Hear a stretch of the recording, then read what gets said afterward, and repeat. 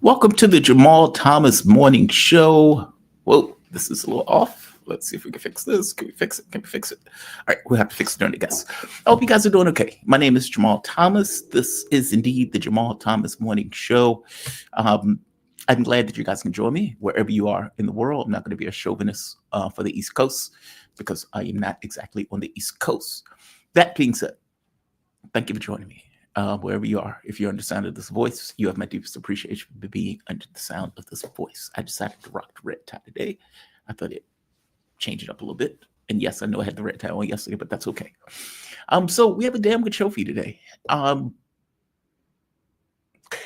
Starting off, Dr. Wilmer Leon, Carl Jha is going to be in at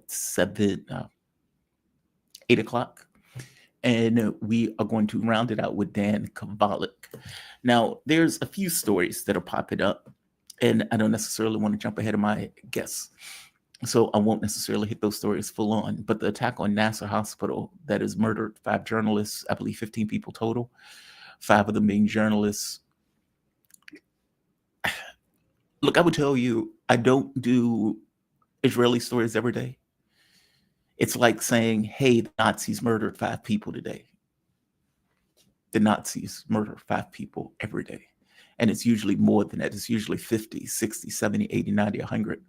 Day after day after day after day. To be able to come onto a show and say, hey, Israel murdered 80 people today. And do that every day. It's a bit much. And it gets a bit repetitive. And it gets kind of difficult to figure out how to even tell that story. But the truth of the matter is there's a war on reality. And the way that they're fighting this war is effectively by murdering the people that are documenting the reality.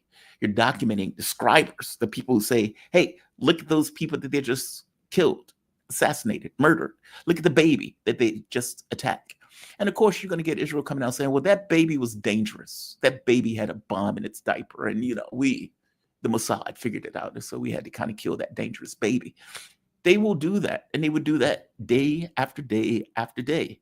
And at a certain point, I got to the belief that they put these denials or retractions or, oh, we apologize so much for shooting that baby 300 times, that they do this to mock the victims. It's Nazism.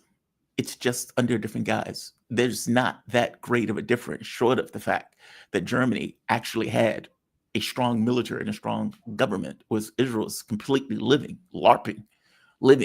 off of the benefacts or the benefit us in the United States as their beneficiary to commit these murders. There's a difference in those things. But the level of depravity, the disgusting quality of human beings that these people are, these dogs and animals, yeah, same quantity in this case. And in this case, if you remember in the very beginning, Israel doesn't bomb hospitals. We don't do that. We're the most moral military on the planet. We drop bombs on people's houses to let them know that bombs are going to drop later on. That's what we do. Fast forward to the cancer hospitals that were being bombed. Pretty much every hospital in Gaza has been either hit or near hit. And I'm saying they have decapitated the overwhelming majority of Gaza. I think in, what is it called, Jambalaya camp, I think 70% of the camp has been destroyed. These are tents that they've been bombing people in tents. It's super curious to me how you drop a bomb on a tent to let people know that a bigger bomb is coming later on. It's outrageous. In this case, they double tapped a hospital, hit it once, waited for the paramedics, hit it again. A hospital, and hit the journalists that were recording what was taking place. So Dan Kovalik, he's going to hit that story, and he's going to hit the truth of that story as opposed to the nonsense that Israel is peddling once again. And again, I don't even think they put it out there in order to say, hey, we didn't do this. I think they put it out to mock the victims of what is taking place. Again, it is very difficult to do a show every day where you start off talking about atrocities when every day is an atrocity. So in this particular case, the world has seemed to take notice. I don't know why. It's not like they're going to do anything. Yeah, there's that. Second point, Trump is an idiot. Trump is an idiot. And he's an idiot in a way that doesn't quite understand, A, the Ukraine war, be just basic reality of things. And you wonder to yourself, okay, how can you solve a conflict if you don't even understand the conflict?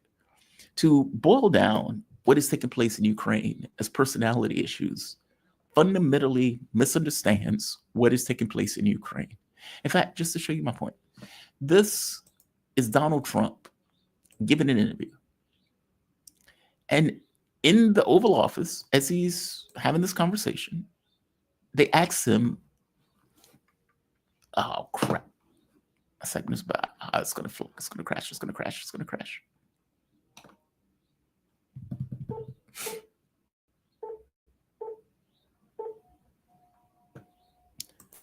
One second. Oh, okay. I came back. Good. Sometimes it doesn't come back. No, I'm back. I'm back. My system crashed. All right.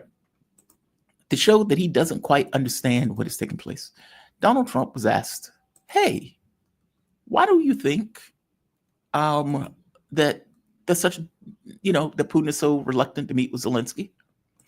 Now, to me, this is a weird question because Russia has said over and over and over again why they don't want to meet with Zelensky. They've said it so many times.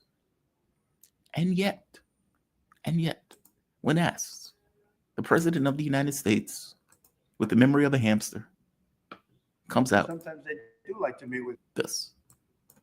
You think President Putin is so reluctant to meet with President Zelensky? Because he doesn't like him. He doesn't like him. They don't like him. I have people I don't like. I don't like to meet with them. Sometimes they do like to meet with people I don't like. So how do you get them together? They don't like each other, really. And if we had a real president instead of a guy that got in there with a fraudulent election, if we had a real president, that war would have never happened. Putin actually said, if Trump were president, it wouldn't have happened.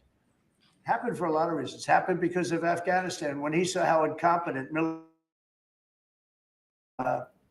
I think he said, well, this might be it, because it was the apple of his eye. It would have. You are dumb. You are dumb. You are very, very dumb. Look, this is not a personality issue.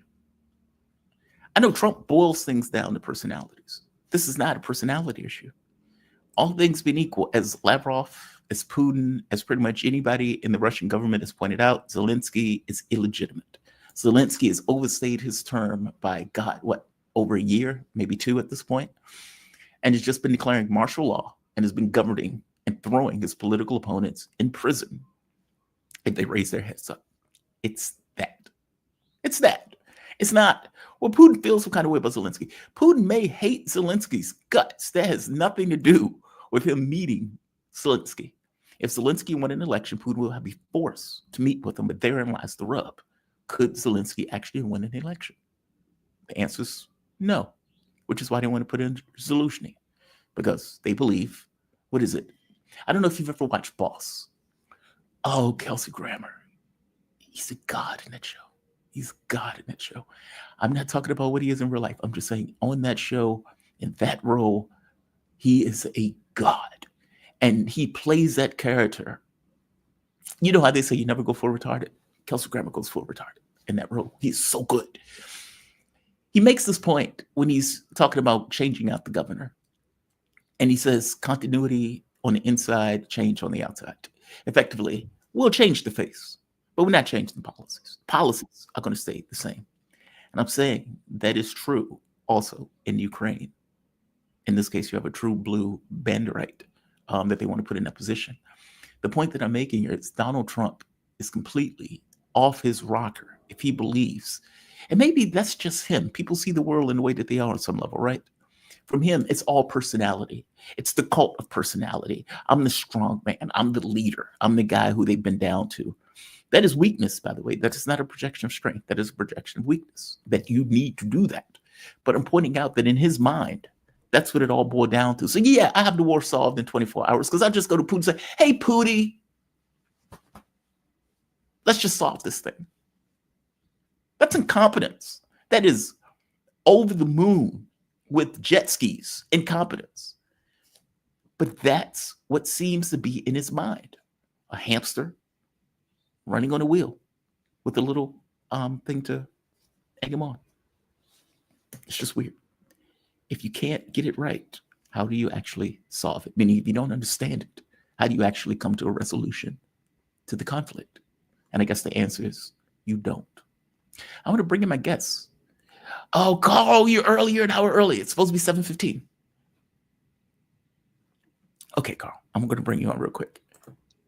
Carl, you're actually a bit early. It's supposed to be 7:15 p.m. our time. I'm just lurking. You don't have to bring me in early. I'm just, lurking. You're just lurking? You know what it is? Yeah. Well, I have a guest coming on at 6:15. So, Carl and I are in the same location. Both of us are in Indonesia. So our times have merged this time around. It is 6:15 here? No, it's 7:15 my time. So you said 7:15, right? Or you mean 6? No, wait. You are in Jakarta. You're 1 hour. You're still there's still 1 hour time difference. What? Are you serious? Bali time is 1 hour ahead. So you want me to come back in an hour? I can come back in an hour. Thank you, Carl. I'm sorry, man. I was like, we're both in Indonesia. We're under the same sky. Nah, Indonesia is a large country, my man. Indonesia is huge. It's a continental sized country. Well, I know it's big. It's like the largest Muslim country in the world. Well, it's if you superimpose the map of Indonesia onto map of Europe, Indonesia will go from the city of London to the border of Afghanistan. So that's actually how big Indonesia is. It's so yeah, we're in a two separate time zone. Bali is just 1 hour ahead of Jakarta. Yeah, so now I'm thinking to myself, we're in the same time zone. We're under the same sky. No. This is great. No. When you said 7:15, I just assumed you're talking about 7:15 my time. So I can come back in an hour. Thank you, Carl. I'm sorry. I thought we were okay. So when I was in Malaysia, we were in the same time zone. No. Malaysia, you are in the same time zone as Jakarta. No.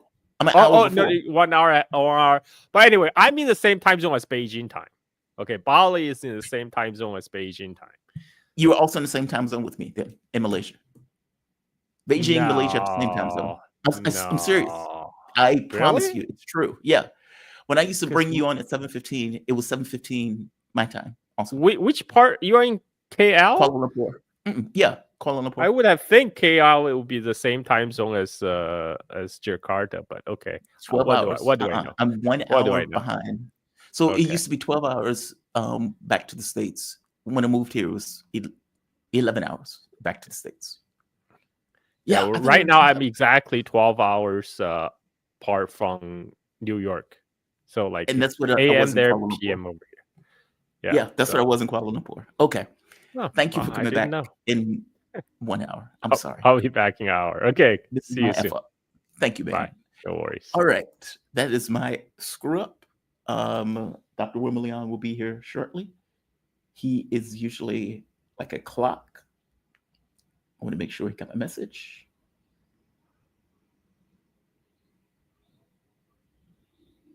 Yeah, I got him. He got my message. Yeah, I got my message. So hopefully he'll be here. Yeah, I didn't know that.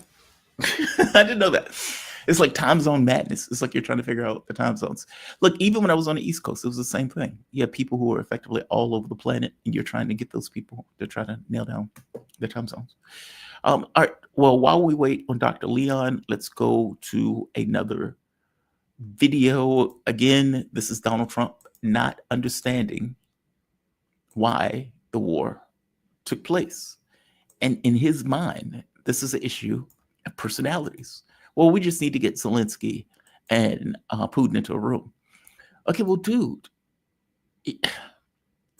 there's statecraft. Like, there's statecraft. I don't even know another way to put it. How governments act and respond often communicate what those governments actually believe. And it goes beyond the individual into the issues of state. It's policy. It's how we engage. We're not dealing with him because he's illegitimate. And he's illegitimate.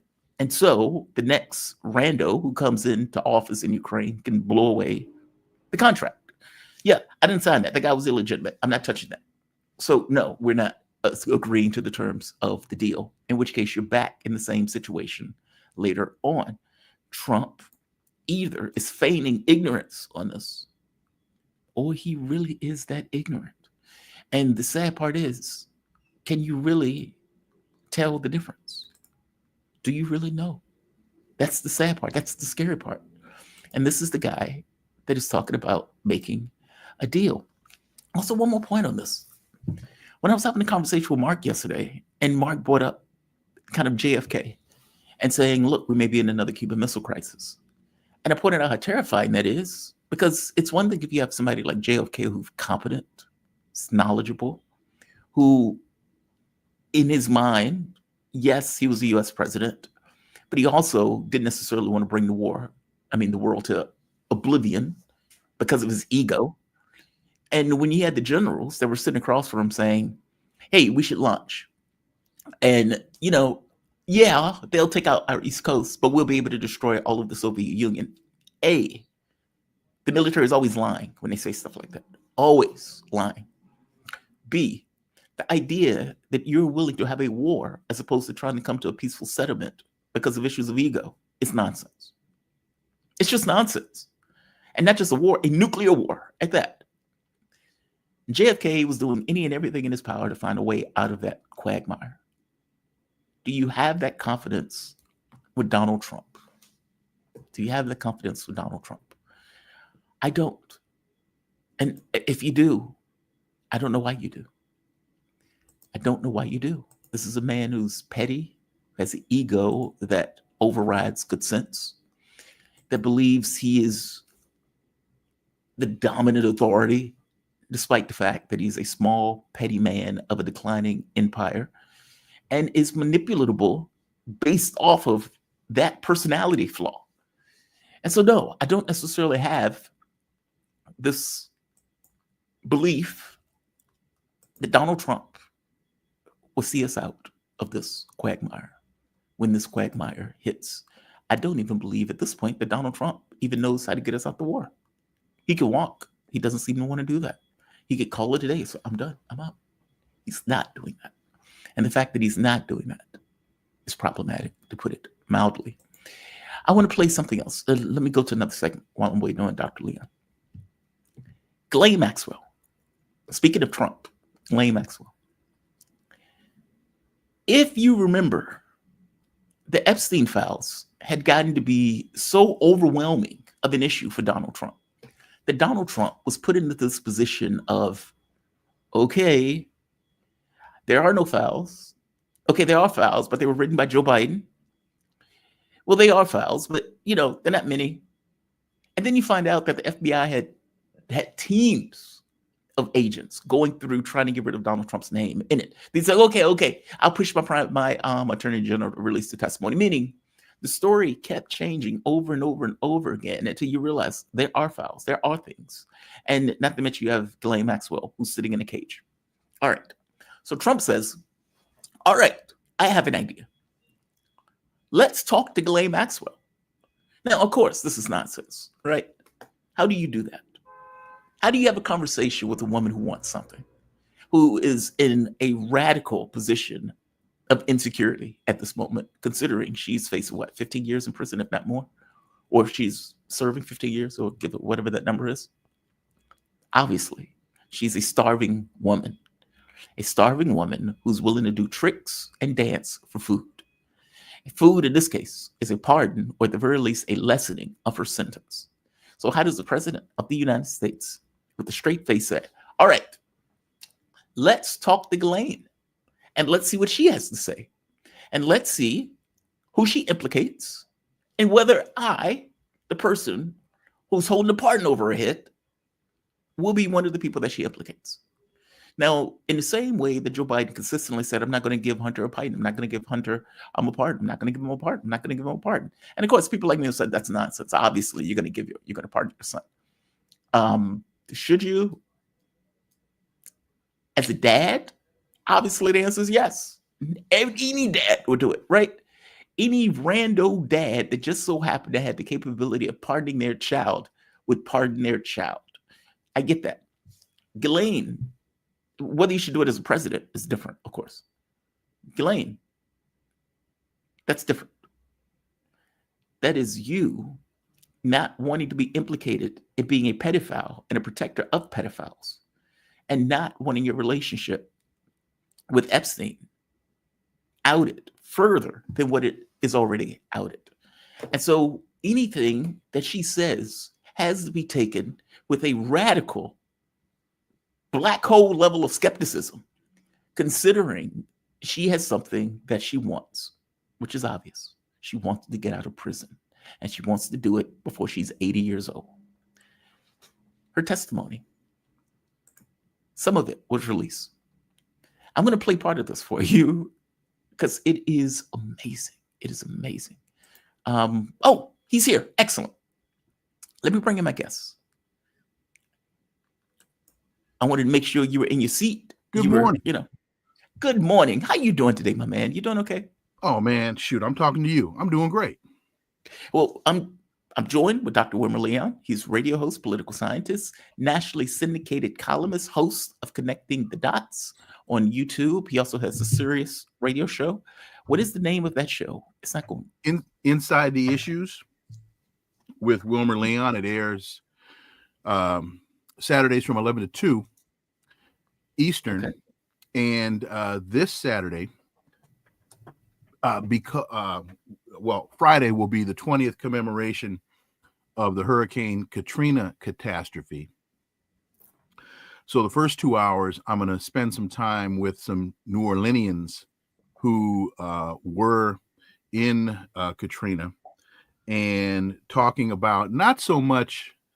We'll talk about that horrific experience, but only to provide the context of where New Orleans is now and where FEMA is now.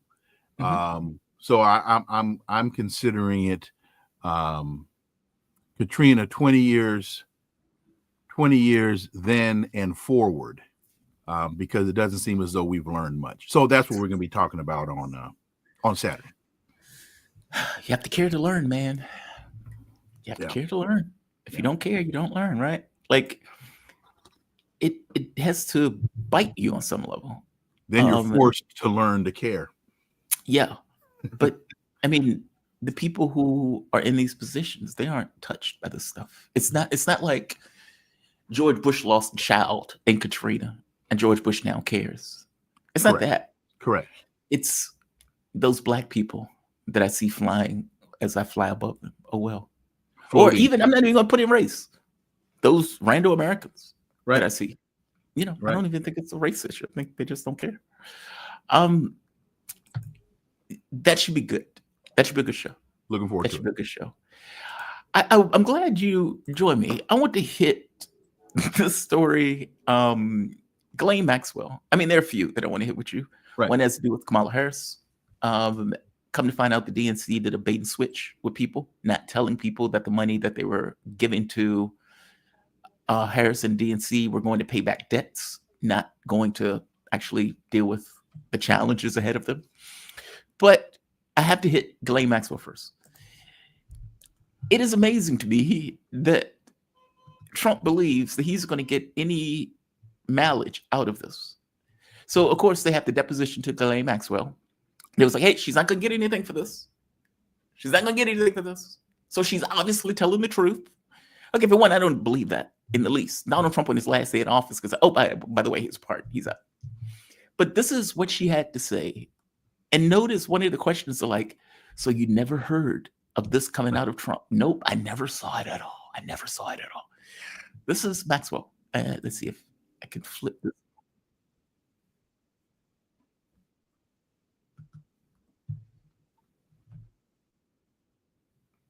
Have you seen there's photographs, public photographs of Mr. Epstein and President Trump together? Yeah.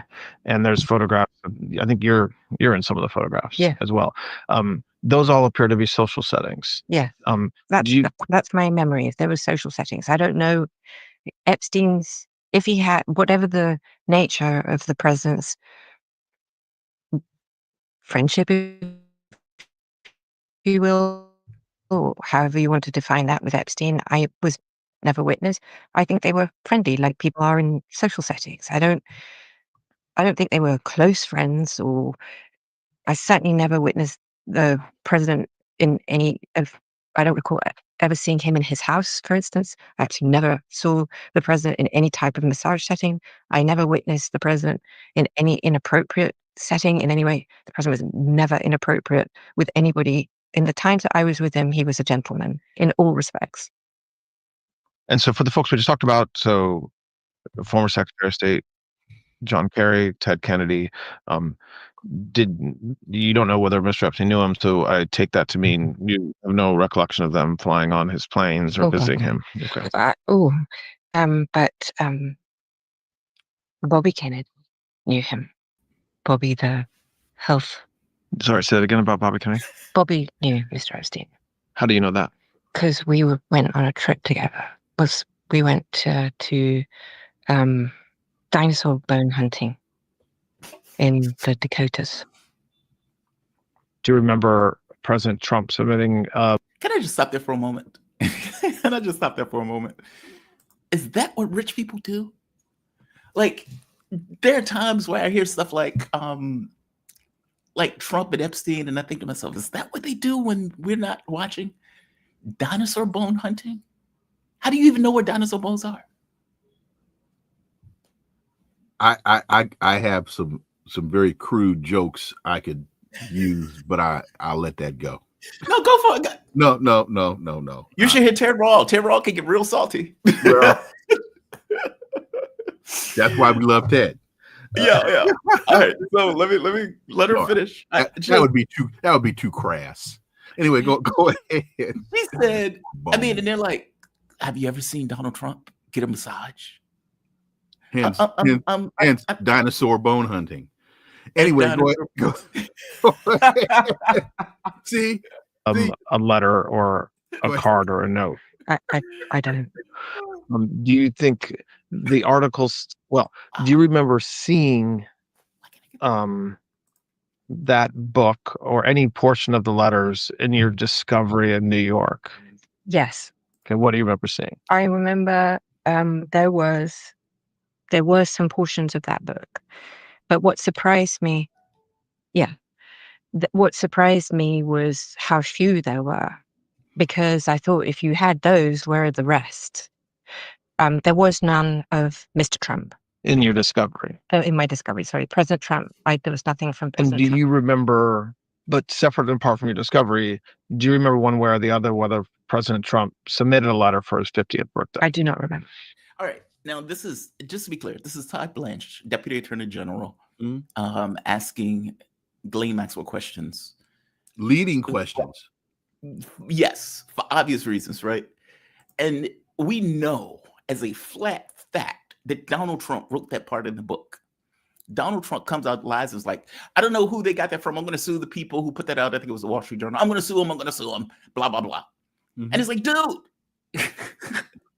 the person, you wrote that. Why are you acting like you didn't? And so, of course, one of the questions is, did you ever see Donald Trump write that? And then you can almost feel in the background where they're holding up a pardon. You want this? You better answer right. Better answer right. Get your mind right. Well, the whole thing is a fraud because she's a fraud. Yeah. And that I don't say that dismissively. I say that based upon she's a convicted perjurer. So, and perjury is fraud. So, I don't think she was under oath during this interview.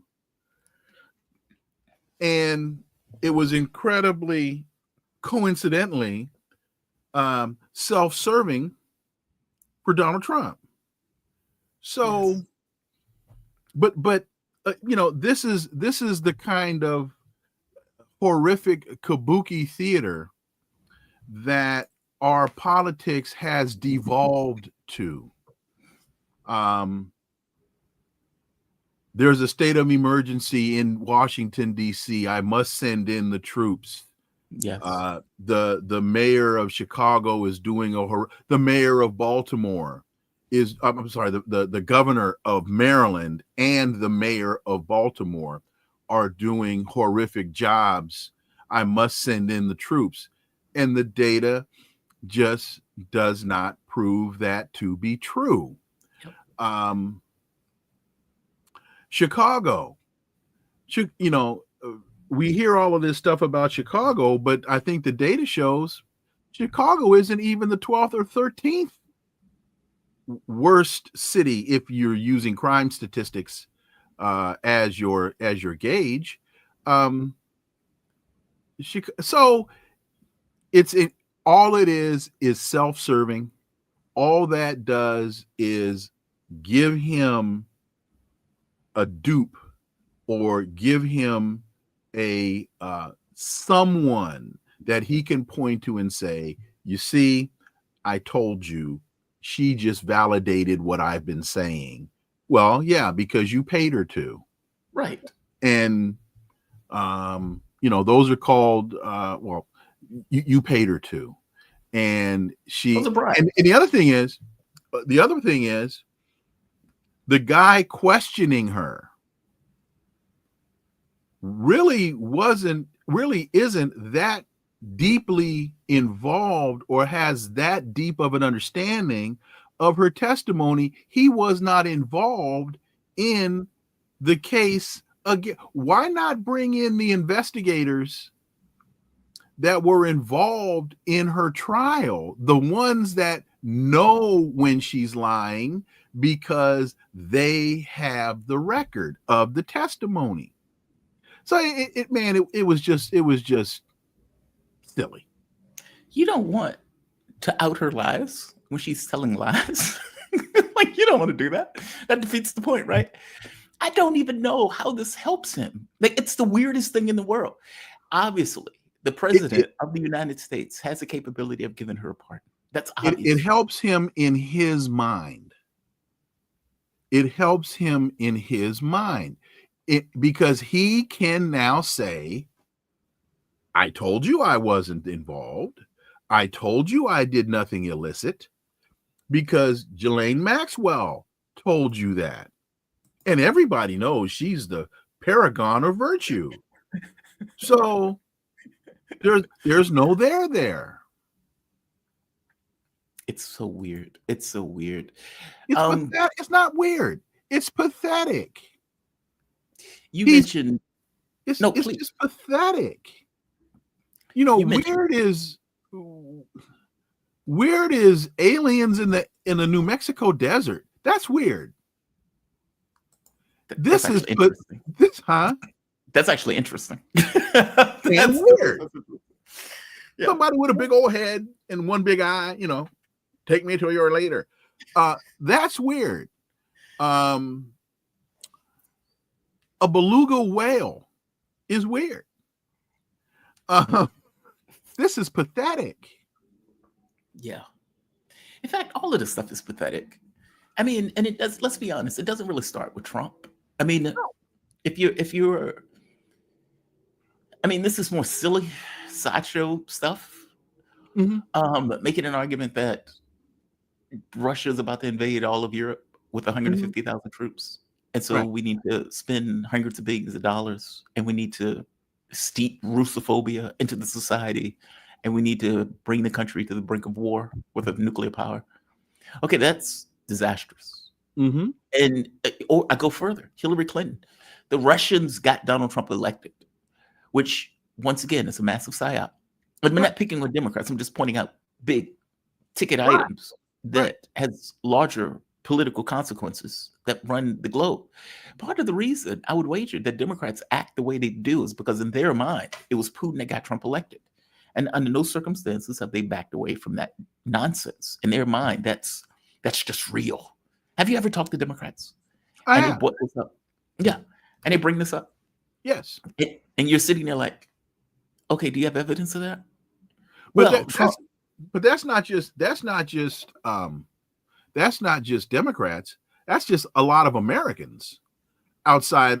That's just outside the MAGA crew, because that's what the media sold them.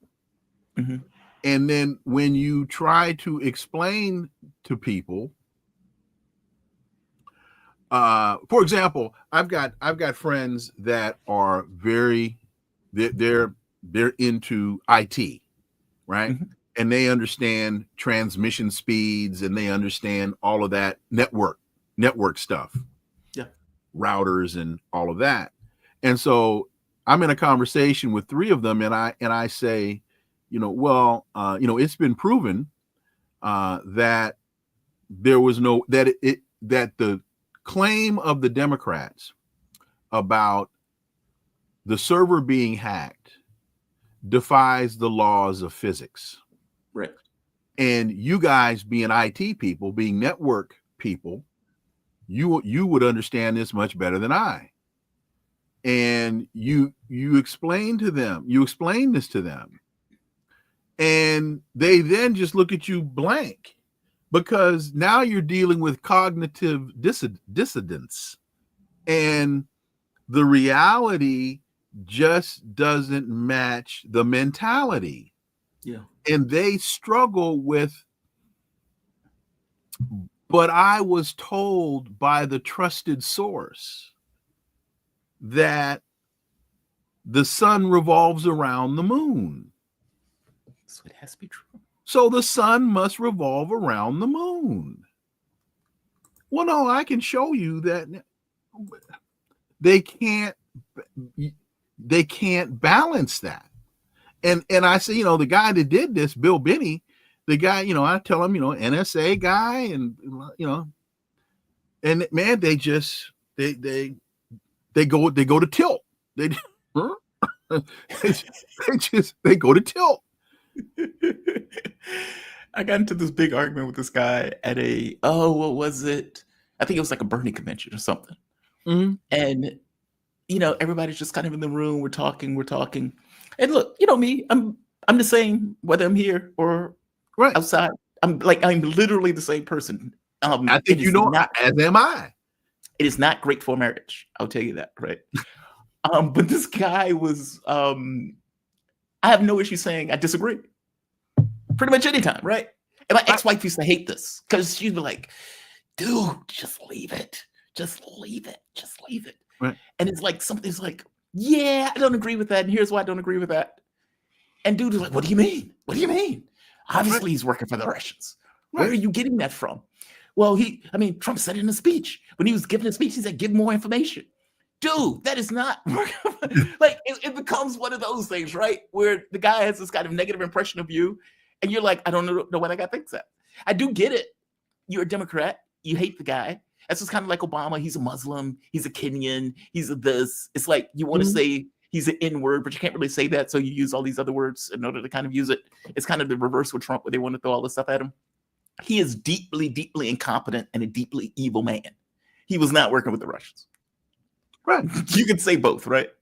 Right. But some of them can't pull that off. They just and Vladimir Putin is evil, and Vladimir Putin is a murderer. And if you show me some evidence, we can have a conversation. Otherwise, I got to go with what I know. And I got to go with what I know, because all you're giving me are talking points. The Navalny story. So, well, what about Navalny? What about Navalny? Well, Putin killed him. Okay. How? Well, he tried to poison him. Okay. Do you have evidence of that? No, you just have a story. And oh, by the way, I think Russian intelligence, I think Israeli intelligence, U.S. intelligence, they've been in this game long enough to where if they wanted to poison you, you'd be poisoned. They're pretty good at stuff like that. They don't make many mistakes. They don't miss. Well, it was in his coffee cup. Well, so then I ask him, well, do you know anything about, now I'm drawing a blank on the poison that they, Novichok.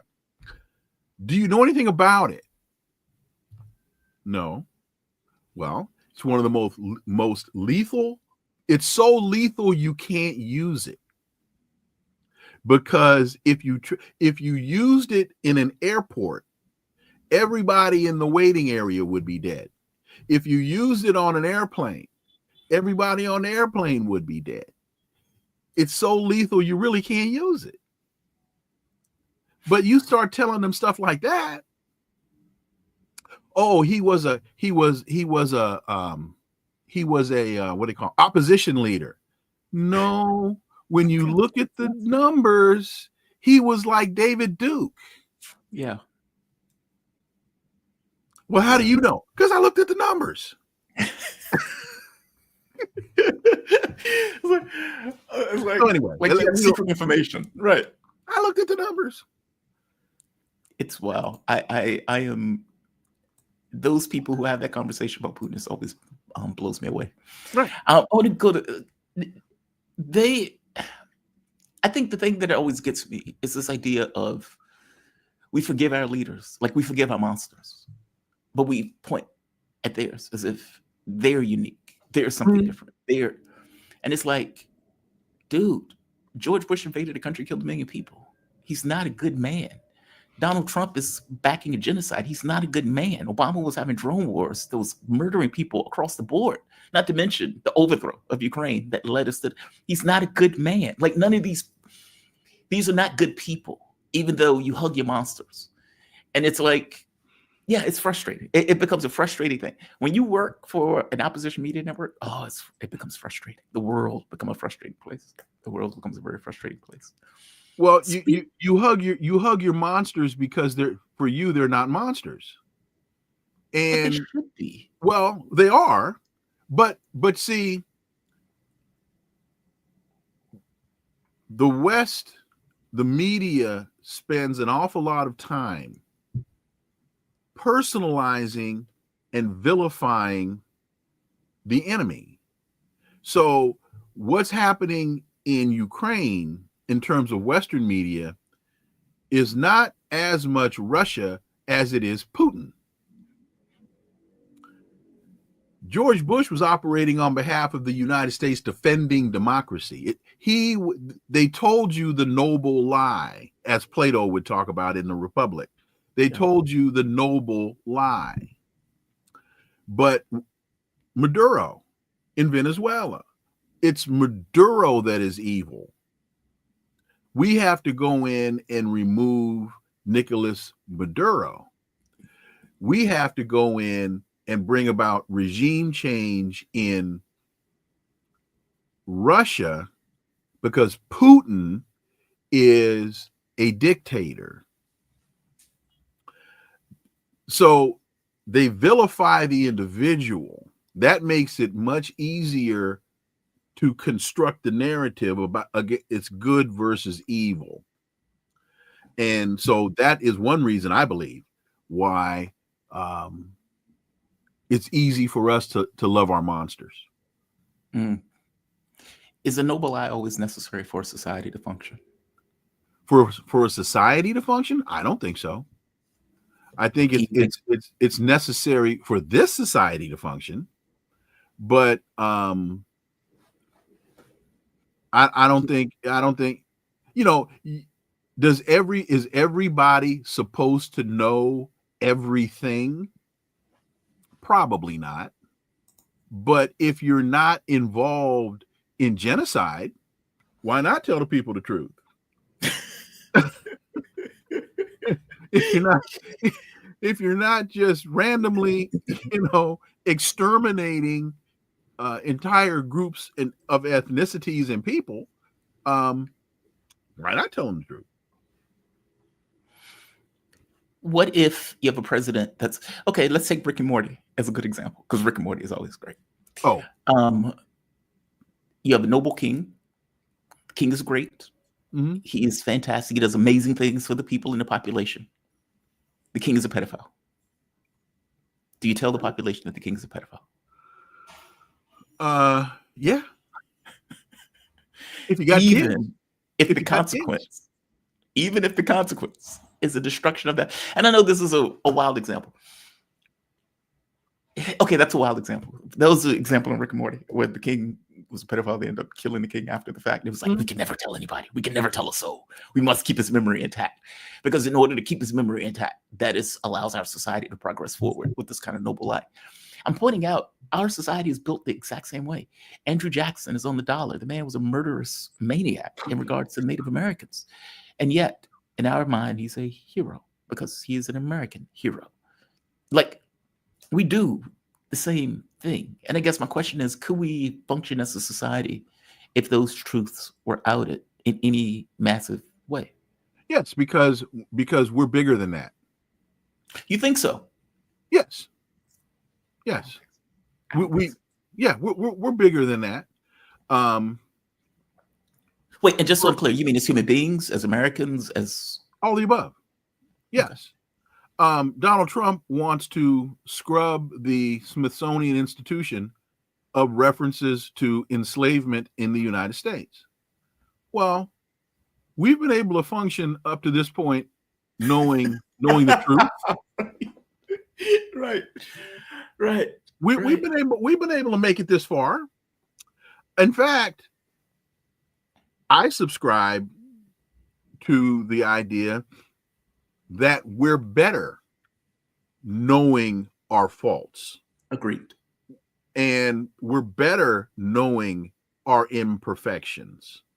And those that are responsible for them, so that we then can address them and become a better nation. Agreed. But one of the reasons why we're in 2025 and we're still struggling with, as it relates to equal rights and human rights and all of that, is because we've never actually sat down and addressed the realities. Is it that? That's part of it. Or is it, I'm one of those people that believe in leverage. Mm-hmm. I don't believe in just, good, happy things. Mm-hmm.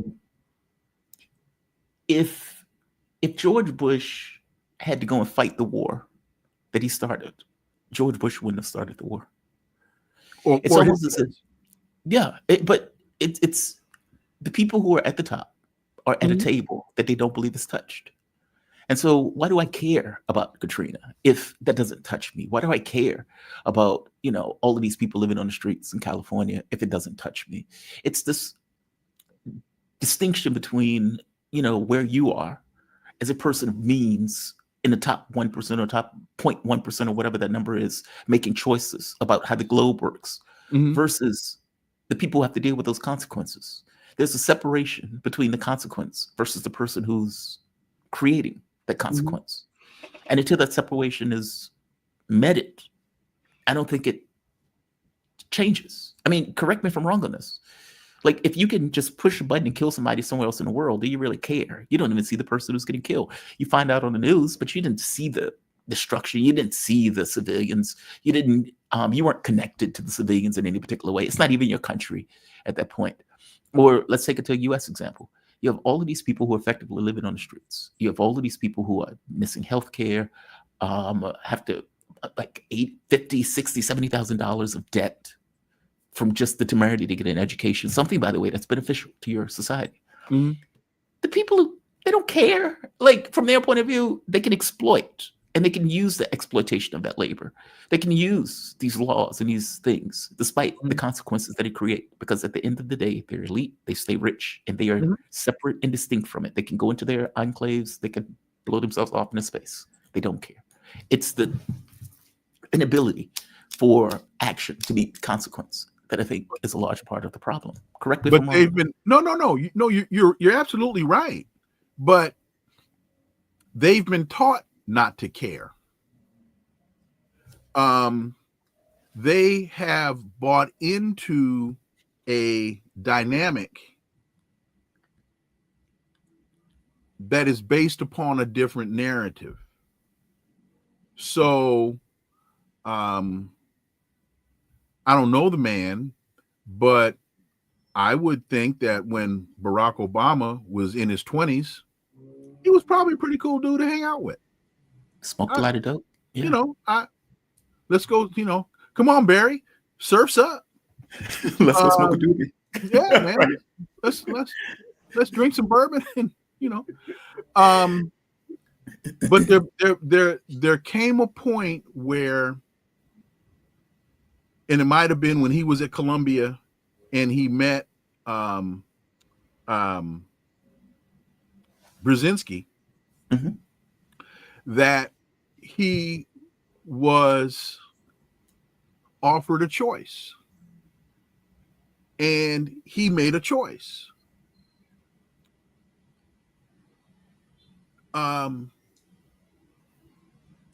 So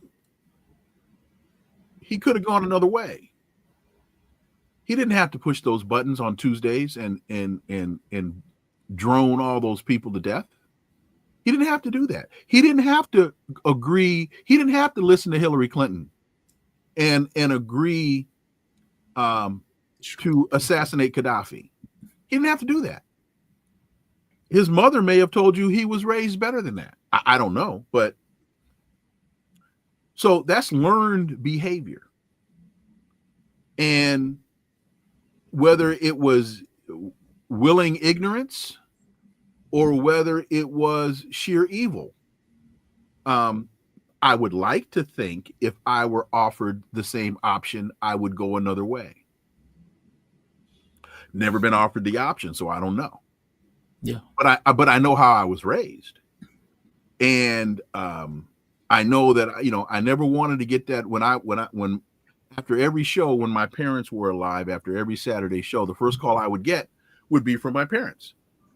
And if my father was not pleased, particularly my father, if he wasn't pleased with how I conducted a particular interview, if he thought I was rude or if he thought I was too aggressive, he would get in my ass.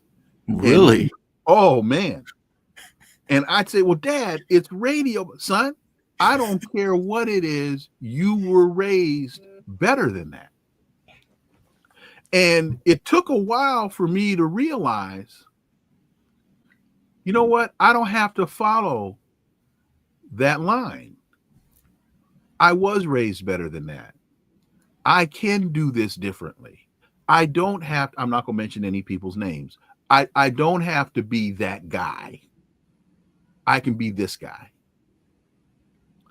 And so, he made decisions. And I differentiate Obama from W. Bush because Obama wasn't raised as an elite. I see. He was raised like a lot of us were raised. He wasn't raised in the elite class. So George Bush was raised that way. His father was the former director of the CIA.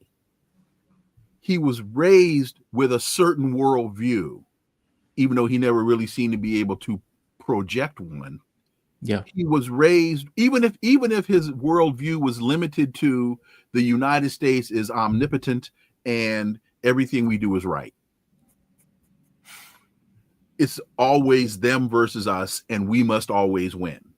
If that's how he was raised, okay. I was never at Kennebunkport. I don't know. But Obama wasn't raised like that. So, but one of the, just to quickly wrap that one up, one of the stories about Obama that they don't tell very often is when he was at, was it Harvard? You go to Harvard? Mm-hmm. And there was the law review debate, and the black law students wanted more representation on law review, and they sent Obama in as their negotiator. And he comes back, and apparently there was some deadline where the decision had to be made by midnight on a Saturday night. And he goes in and he comes back and says, I got the deal. Deal's done. And let's say there are 9 seats available. And he says, it's going to be 6 to them, 3 to us, and I'm the president of law review. What a deal. what a deal. That's a bargain. That's a bargain for me. So. Oh, that's hilarious. I'm of mind that in order to get in certain positions, you have to go between certain lines. And American generals. Yeah. Like I give you an example, Gorbachev. I got into this big argument with, as you know, having worked at a Russian station. Well, I'm sorry, I should have said American black generals, but he's not a favorite of Russia. Like every Russian that I've ever met has hated Gorbachev. I remember my engineer one day, I mentioned Gorbachev. Look, as an American, right? I grew up liking Gorbachev because he was American. I like him for different reasons than many Americans like him.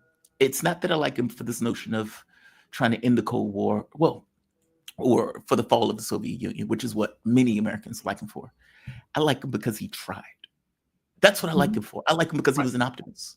Right. And it's like this cynicism that's steeped into our societies. Like when the Soviet Union failed, the US looked at it and says, yes, that sucker believes that we're actually going to work with him.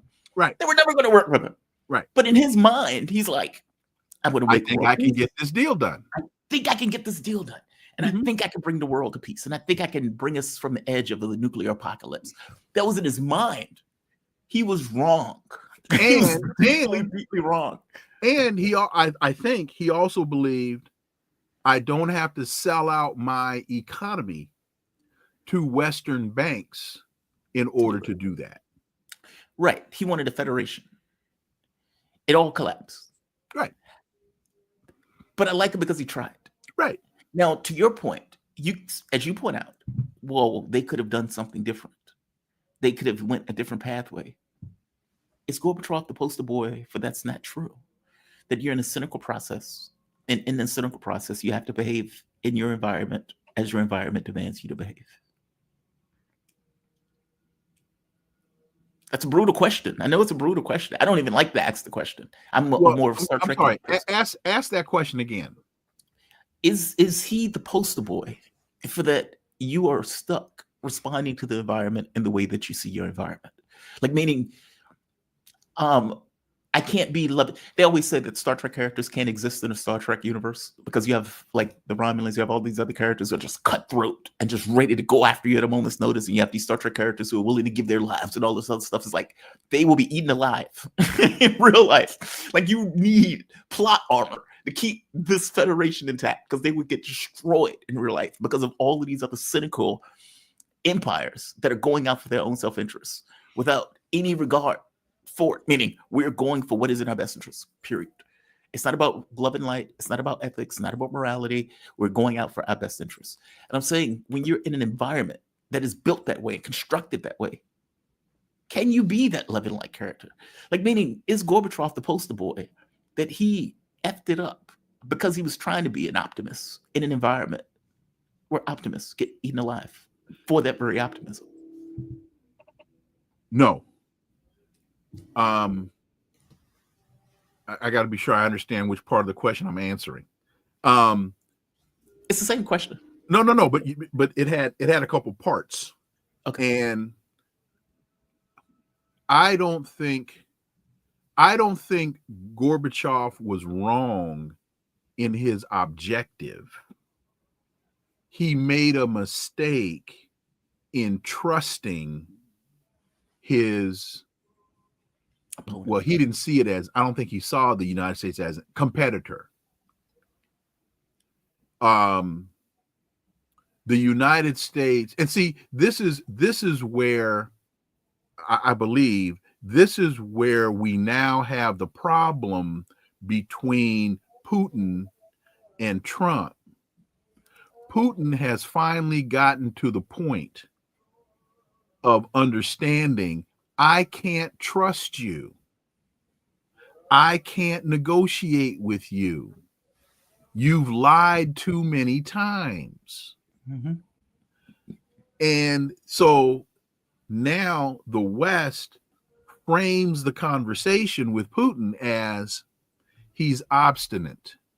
He's injecting other things into the dialogue. He's making other demands. No, dude has been very consistent. We can go back to 3 or 4 years ago when he told Joe Biden, all you have to do to solve this problem is implement the Minsk agreement. Yep.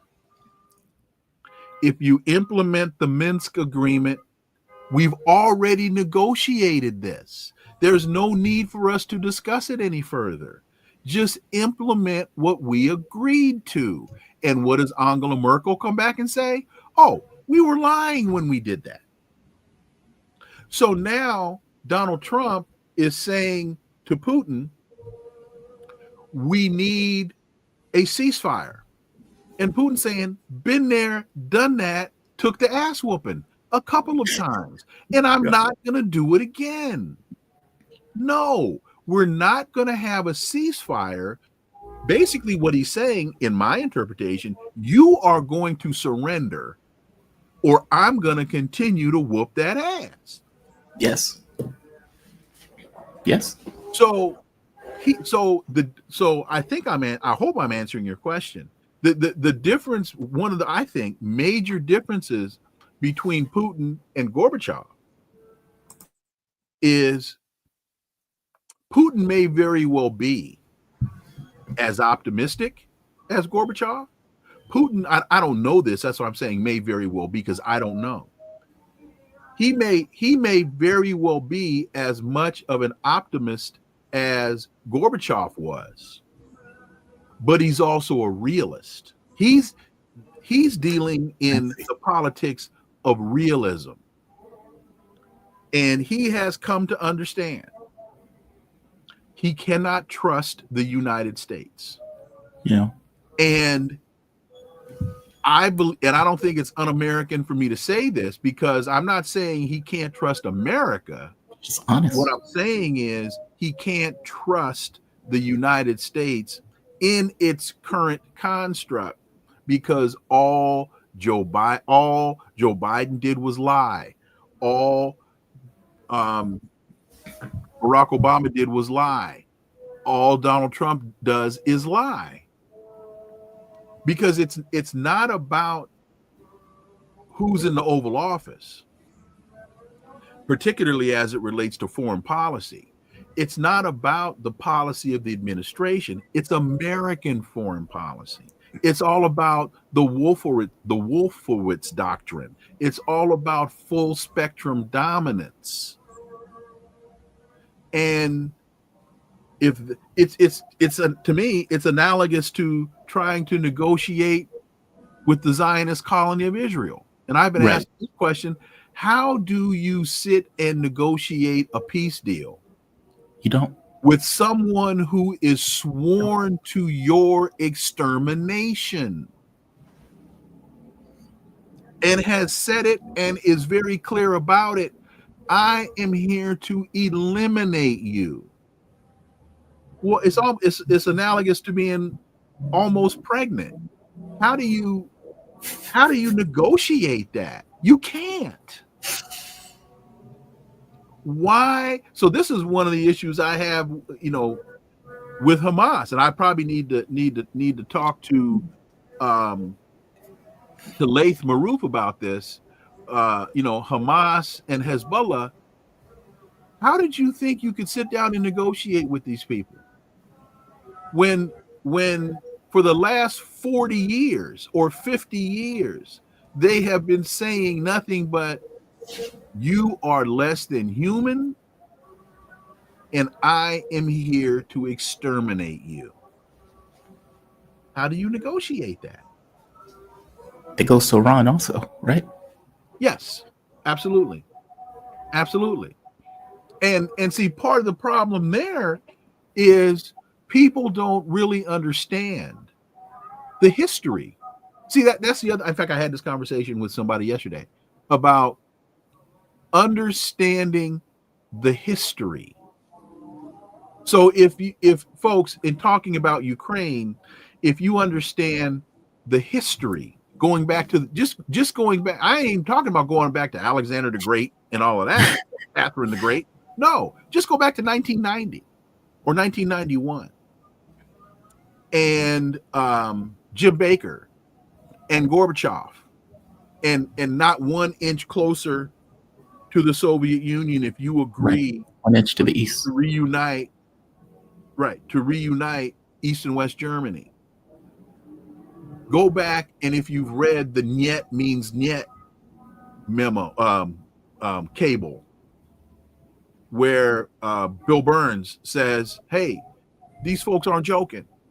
This is serious stuff. They're not playing. They're telling you no, and they're serious. You know, if you understand." But we've been sold this bill of goods, this pig in a poke, that Putin just woke up with a burr under his saddle and decided, you know, on a Friday morning, you know what I'm gonna do today? I think I'm gonna invade Ukraine. No.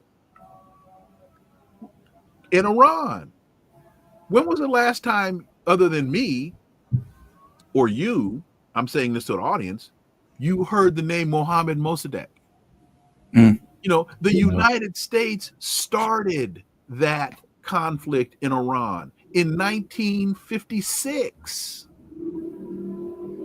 And see, if you don't understand the mentality of that region, then you don't understand if you don't understand 1956 or 1957, whenever we overthrew Mossadegh, the democratically elected prime minister Mossadegh, if you don't understand that history, understand their mentality, then you can't understand 2025, because they don't forget. And when they tell you this isn't over, they're not talking about me and you. They're talking about 53. Thank you. They're talking about the issue. And whether it's my child, my grandchild, my great-great-grandchild, my great-great-great-great-great-great, until somebody in my bloodline settles this issue, the issue is not settled. We created the unrest in the region when we overthrew Mossadegh, reimposed the Shah upon them, and then he became a head-chopping, murdering dictator. But if you don't understand that, you know, why are they so angry? It's like they're chanting death to America. They carry anger a long time.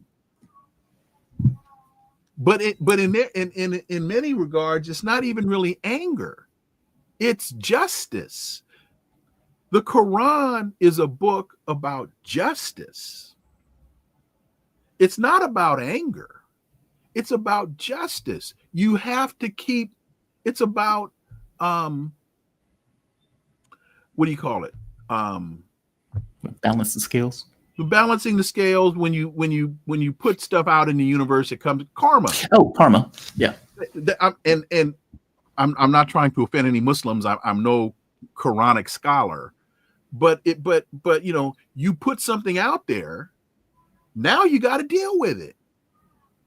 And I mean, they don't call it karma. I'm just using that as an example. You put it out there. Now you have to make it right. And until you make it right, we can't settle the matter. It's simple. Yeah. Just do right. That's all you got to do. Just do right. Make it sound so easy. I think you got to guess. You got to go. Oh no, I'm saying you make it sound so right. It's so easy. Just do look, man. You're from Richmond. I'm from Sacramento, California. But one of the things that I've gotten from you in the time that I've known you is a lot of the things that I was taught as a child, you were taught as a child. Yes. And the one thing I was taught, the one thing about right, it's always right. Just do right. Oh, I still don't believe that. Because I'm stuck with this notion. Show me and give me an instance where right was wrong. I think people are as good as their environment allows them to be. And that may suck to hear. If you were in caveman days, it was perfectly okay for you to drag a woman by her hair, take her to the cave. Well, This it is was my wife. acceptable. There's a It was difference. acceptable. There's a difference between right and acceptable. Yeah. Yeah. I mean, but you're not going to know that difference. That's the difference. But that doesn't mean it's not the difference. It just means you don't know that it's the difference. Then how can your morality is totally oriented to your society, or not to your society, but to your environment? And I mean, that may suck to hear, but if we were in a nuclear apocalypse, there's this video game, I can't think of the name of it, where they put you in these horrible situations. It's like, do you allow your wife and kid to starve, or do you take this food from this old person? And it's like, okay, that sucks as a choice. Is it right to do it? No. Will you do it? Probably. Okay, but that doesn't negate my statement. No, that's true. The one thing about right, it's always right. It doesn't mean if there's something to me that pushes against that. I just feel strong. It's an environment. What pushes against it is reality. Yeah, that's fair. Yeah. Because in my mind, doing the right thing doesn't always have the right consequence. Like, but it's still right. But see, but is it if the consequence is horrendous? Like, for example, we develop technology where I could fly in a ship to another planet. I get to that other planet and I find, okay, this is let's say a not evolved or not advanced civilization, but the people seem to be nice.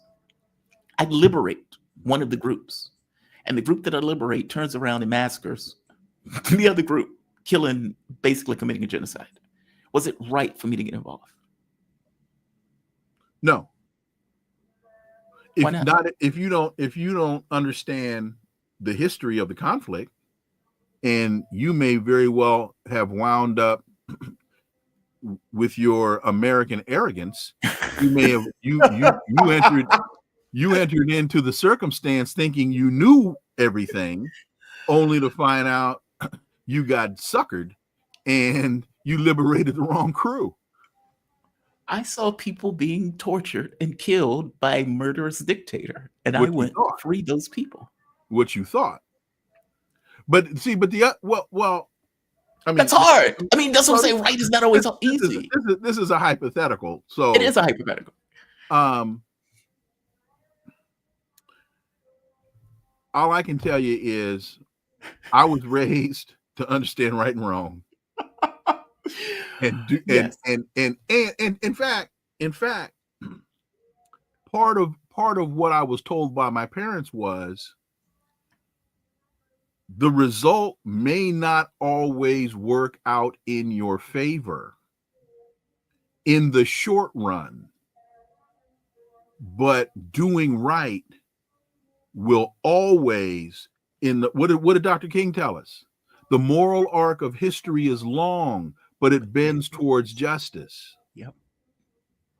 So are you playing the short game like Donald Trump, or are you playing the long game like Khomeini or Xi Jinping? Or they're playing the long game, Vladimir Putin. They're playing the long game because they have cultures that are thousands of years old. And their history tells them, seen this, Donald Trump, for as bad as you think you are, you ain't Genghis Khan. Yeah. Internally, I agree with you. Okay. In a mental space, oh God. I often have these differences in what do you think and what do you feel? Look, man, I in a practical, this is anecdotal, but I had to make decisions when I was on MSNBC and when I was on CNN. I had to make decisions. Was I going to take the money or was I going to tell the truth? Right. And I didn't want to, I didn't want to get those phone calls from my dad. Yeah. Yeah. So I told I decided to tell the truth. One of my mentors, Dr. Ronald Walters, told me in class when I asked him, "Hey, how come you don't have any radio or TV shows?" And he said, "I have been offered more shows than I can count. But every time I got ready to sign on the bottom line and the producers of the show realized I wouldn't compromise my principles, the shows went away."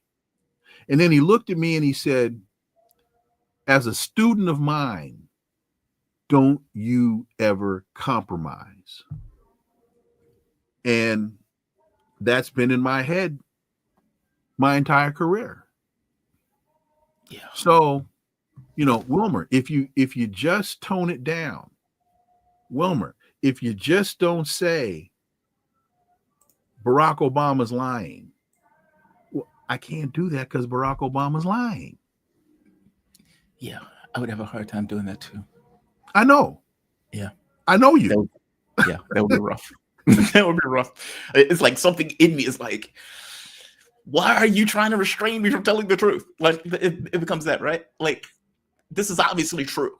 Why why on this network is my telling the truth a problem?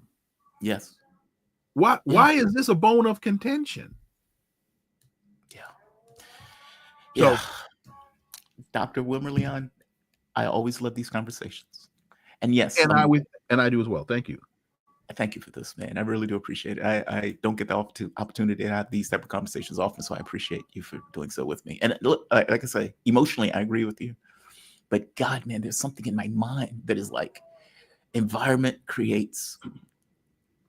And like you said, it's not really even, it's not that you're right.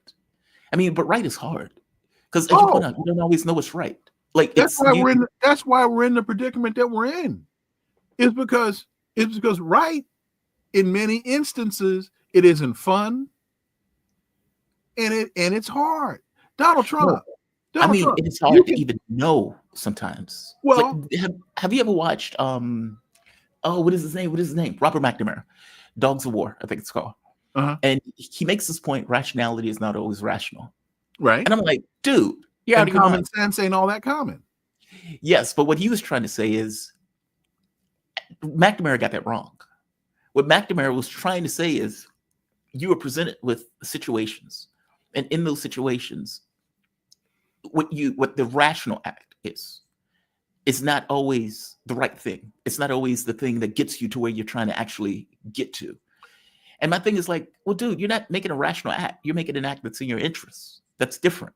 Like there's a global rationality that you can take, that you're looking at this stuff from a larger perspective of how do I, let's say, navigate this for the best outcomes. That's not what you were doing in Vietnam. You got time? You weren't doing that in Vietnam. You got time for 2 quick points? Yeah, please. Okay. So just yesterday, I'm listening to this NPR report, and they're talking about somebody's written a book about right and wrong and so on and so forth.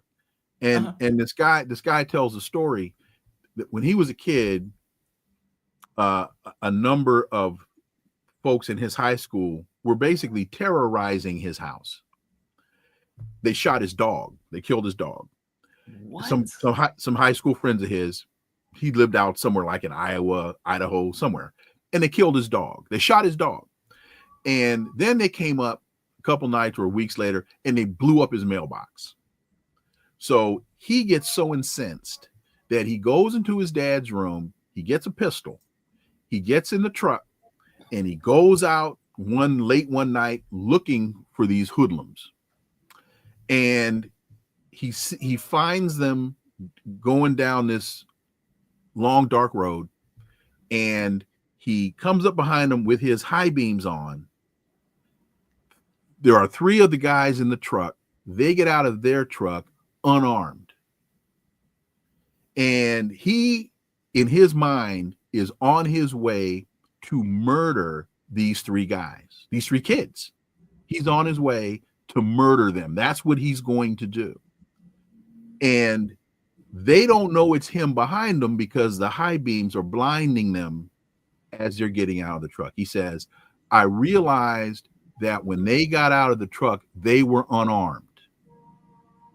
He said, I got out of the truck with my pistol and I was going to shoot them dead in the road. Nobody would have ever known it was me. He said, but in an instant, I realized if I did that, I would become a murderer. Yes. And I would be a murderer for the rest of my life. And I did not want to be that person. I got in my truck and I went back home. So That's rough.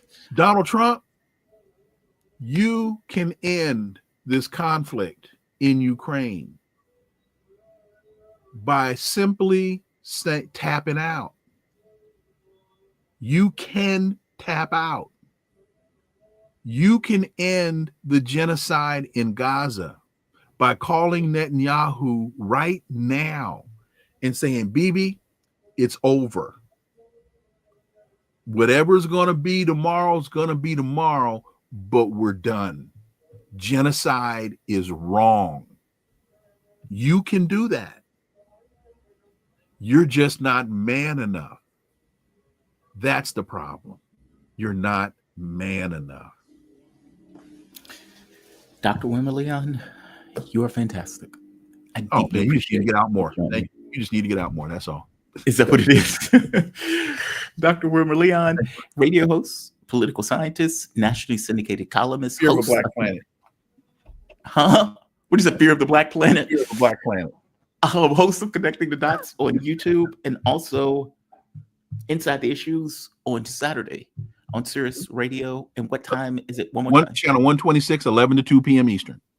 Channel 126, 11 to 2 p.m. Eastern. Thank you for this, man. I really appreciate My it. brother. Have a Talk to good you one. also. Be safe. All right. I just got message from Carl that he is not coming back. Apparently he has another show, so we are gonna have to go without Carl. I'll see if Dan can come on a little bit earlier, and we'll go from there. Look, one of the things that I was gonna hit with Carl, and we didn't get the chance to hit Dr. Leon because conversation went elsewhere. That's okay. I appreciated that conversation going elsewhere. I enjoyed those conversations. Right and wrong is hard, man. And I don't mean, it's hard in two steps. A, your society is continuously telling you to do something different than right. That's that. And B, what's right? It's not always obvious. It's not always clear. You're put into these kind of quagmires sort of trying to figure out what you think. Because at the end of your life, at the end of the day, the only thing that can be your judge is you, right? But God, man, I appreciate that conversation with Dr. Wilmer Leon. Feeling wise, I think he's right. Was it right is always right? Let me go to the chat before I move to another story. This is Inner Exiles, new member. Inner Exiles, welcome to the family. Welcome to the family. You're deeply appreciated. And just so everyone would know, like, share it, all that good stuff. You can support the show, super chat, memberships, stickers. I don't know the difference between a sticker and a super chat, but whatever, both of them help. And I appreciate you for doing so. These shows are often demonetized. I strongly suspect this show is going to be demonetized. So anything that you give helps this content and helps support independent media, for lack of a better word. You have my appreciation. Inner Exile, thank you for that. Honestly, welcome to the family. We have Q Synergy. Gorbachev is a damn fool. He ignored history. Yes. Okay. I can't complain. You're right. You're not wrong. He was.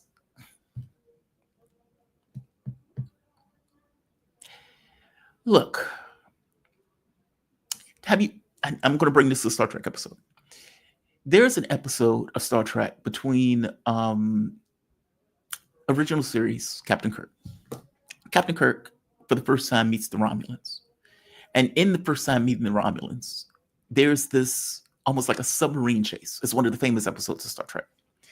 And they're going back and forth, where Kirk is trying to prevent the Romulans from getting back to the Federation. I mean, back to their empire, because in their minds, if they get back to their empire, they're going to effectively relay information about the Federation in a way that is going to be detrimental to the Federation. Kirk ultimately blows that ship up before that ship can get back to the empire. It's a very good show. It's a very good episode. All right. Christopher Pike in Strange New Worlds ends up in a similar situation, with the difference being it's him as opposed to Kirk. Pike is a different character. Pike is not this militaristic guy. Pike is the type of guy who, I believe that if I take a step, you'll take a step with me. We can shake hands. We can build trust. We can build a relationship. We can move forward. We don't have to fight each other. We don't have to do all of this stuff. He's that guy. Kurt is not that guy. Pike, in the exact same situation, ends up embroiling the Federation into a war that goes on, oh God, for decades, where billions of people end up getting killed. The difference between the two was one was more cynical about the process and thought to themselves, I need to blow that ship up. I can't let them get back. Whereas Pike was, we can make friends, we can make amends, we don't have to be this way. I take one step, you can take another. And there were people on the other side that were willing to do that. The rest of the empire was not. And Pike effed up royally. So yes, you could say that the hopeful guy screwed up in the way that he went about it, not necessarily learning the issues of history. And his optimism overcame his good sense. Yes, he was the leader of a state.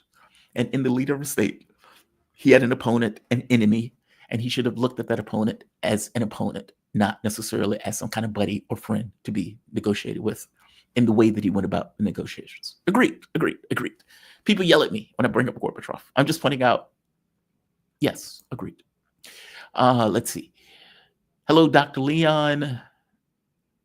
What are good books to read on Paul Robeson? I will hit him up and ask him that. I'll ask him. We have a statue, if I'm not mistaken, in Richmond. Is it Robeson? Maybe I'm lying. I'm gonna shut up because I might be lying to you. Wandy USA Golden Rule helps me determine what right is for your information. Do unto others as thou would do unto you. Yes. Wandy, yes. Yeah. All things being equal, yes. All things being equal, yes. And even times when it's unequal, the answer is typically yes. Morality is constant, right is of the time. Morality is not constant. It's not. Because morality and what's right are two different things. I hate to tell you this. It is, look, Dr. Wilmer Leon had it more right. What's right may be a constant. Your morality is tethered to your environment.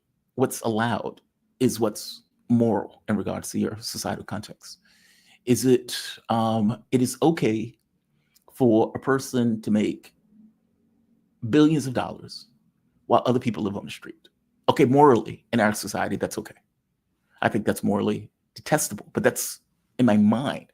Your society is effectively pumping out something different, like this is okay, this is okay. If you mean morality and right are the same thing, maybe not. I have to think about that. But I don't think it's that straightforward. I could be wrong.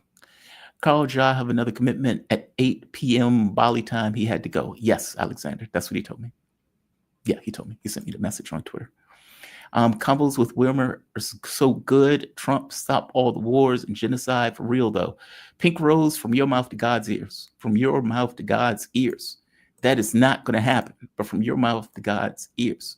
Look, these people, there is no leverage in this process. There's just not. And from my point of view, that's the focus on leverage.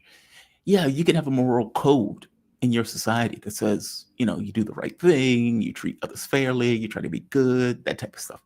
You can have that enshrined into a moral code.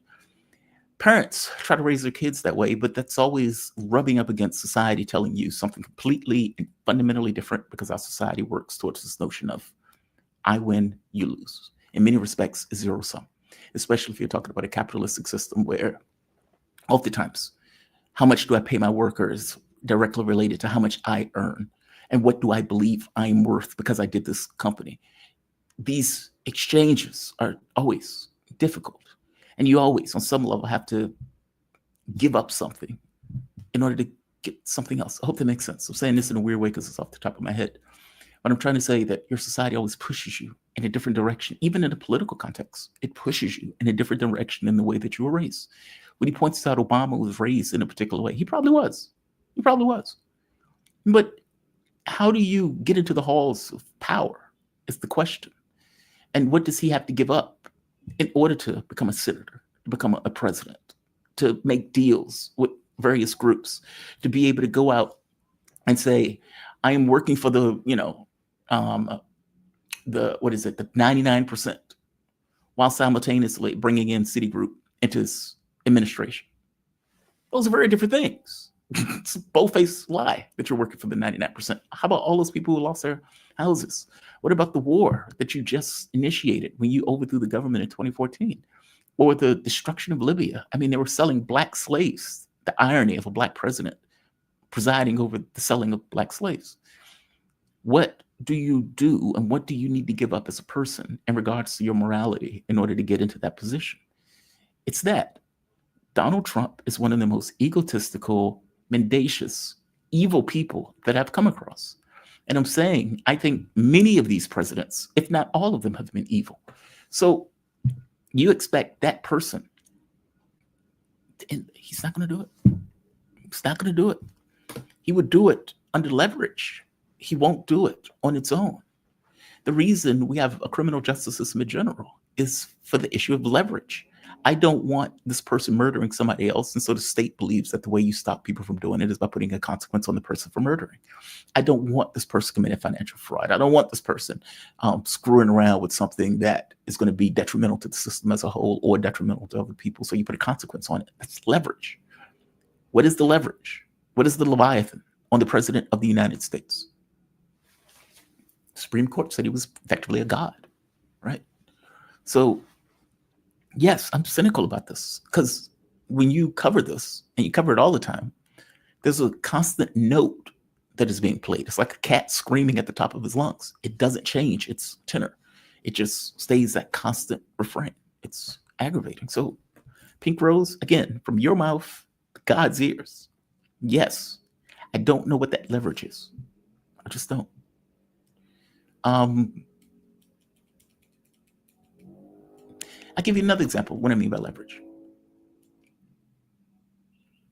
If you are fantastically wealthy and you are in a political space, you're a Lindsey Graham, you're a John McCain, you're Donald Trump, you're any other rando neocon that's in a political space, and you come out and say, we should bomb this other country, we should destroy this other country, it's okay with you murdering all of these people. What stops them from saying that? Nothing. If the president went and did it, what stops them from doing it? Nothing. You may say, well, God, man, that's a huge amount of money. That's a huge amount of expense. That's a huge amount. But at this point, we're quantifying life in terms of cash, which on its own feels a bit dodgy, right? If cash is the only thing that's stopping you from murdering a lot of people, that feels dodgy to me. And it should feel dodgy to you. Also, I'm saying there is no consequence for these people when they do these things. They press a button and somebody across the world dies. A lot of people die. And they go home, they eat their applesauce. Lindsey Graham hooks up with his hooker, his male hooker. And it process repeats. Until you get a situation where they are under stress and consequence for the actions that they take, there is no consequence. Think of George Bush. George Bush goes into Iraq, gets 1 million people killed, initiates one war after the next, unleashing ISIS all throughout the Middle East. The leader now of Syria being ISIS leader. And at the end of his presidency, he goes home and he goes finger painting. He sits in his pajamas. No consequence. It's not like they impeached him and they put him in a cage.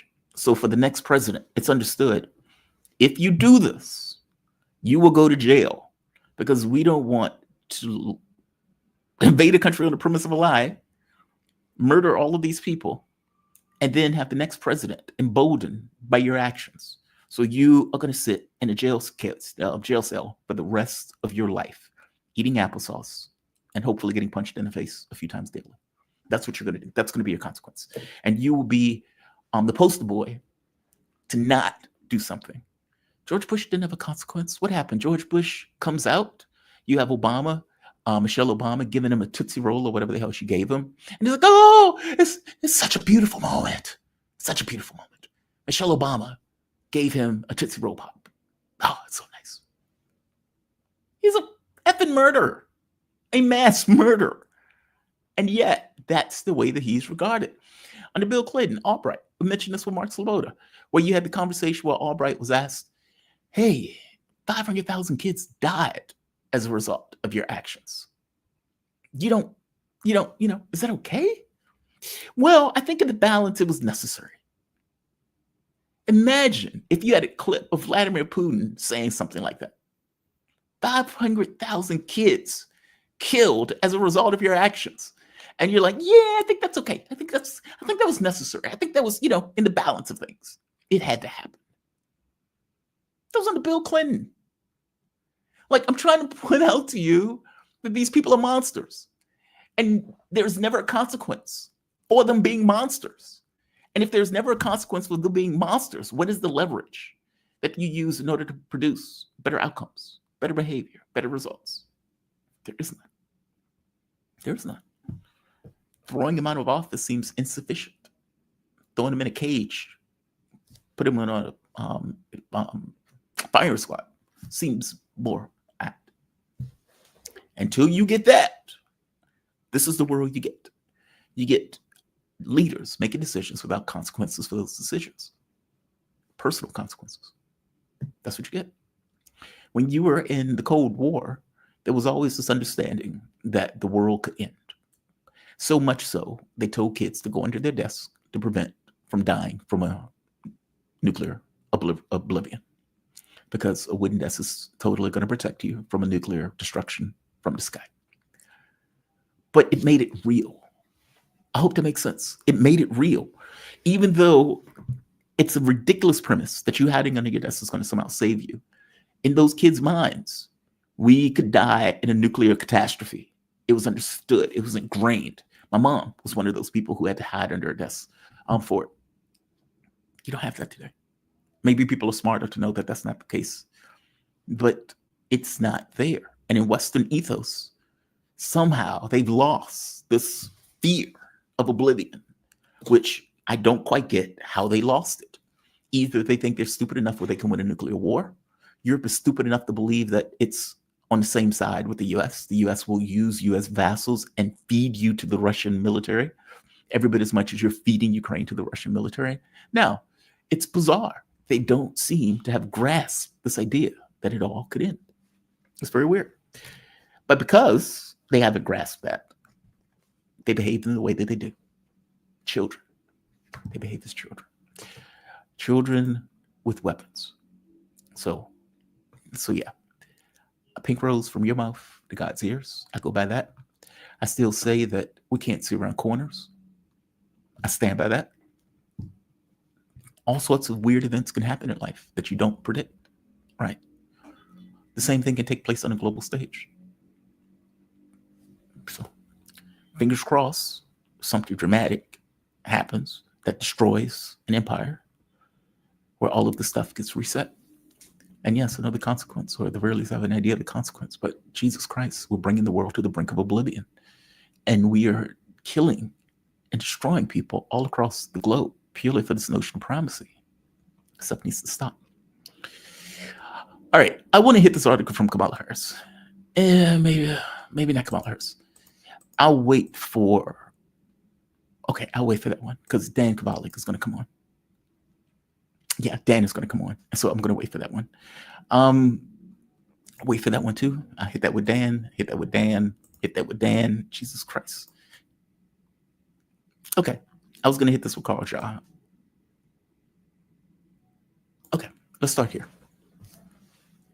If you have a revisionist view of history, it is very difficult to get anything done. And I often get the sense that J.D. Vance and Donald Trump just spitball and say stuff without entirely thinking through what they're saying. All of us do it on some level, right? And I would imagine there are going to be clips of me saying something insane, especially if you talk for 3 hours. By the same token, J.D. Vance is not talking for 3 hours. And he is the vice president of the United States. And he has come to an incorrect assessment on the end of World War II that he is trying to use to inform his point of view on the Ukraine war. The reason why I bring this up is because oftentimes what Donald Trump and J.D. Vance says about the war gets across that they have no clue on how to end the war. They are either they're lying because they can't really deal with the real reason of it, or they're just getting the stuff wrong. If you're just getting it wrong, there's no way to end the war. If you're lying, you're not trying to end the war. One of those things are true. You tell the truth in wars. You lie to keep those wars going. That's just the pattern and the way things are. This is Vance talking about the Second World War in an entirely revisionist history of that war. Let's listen to the clip. Kristen, this is how wars ultimately get settled. If you go back to World War II, if you go back to World War I, if you go back to every major conflict in human history, they all end with some kind of negotiation.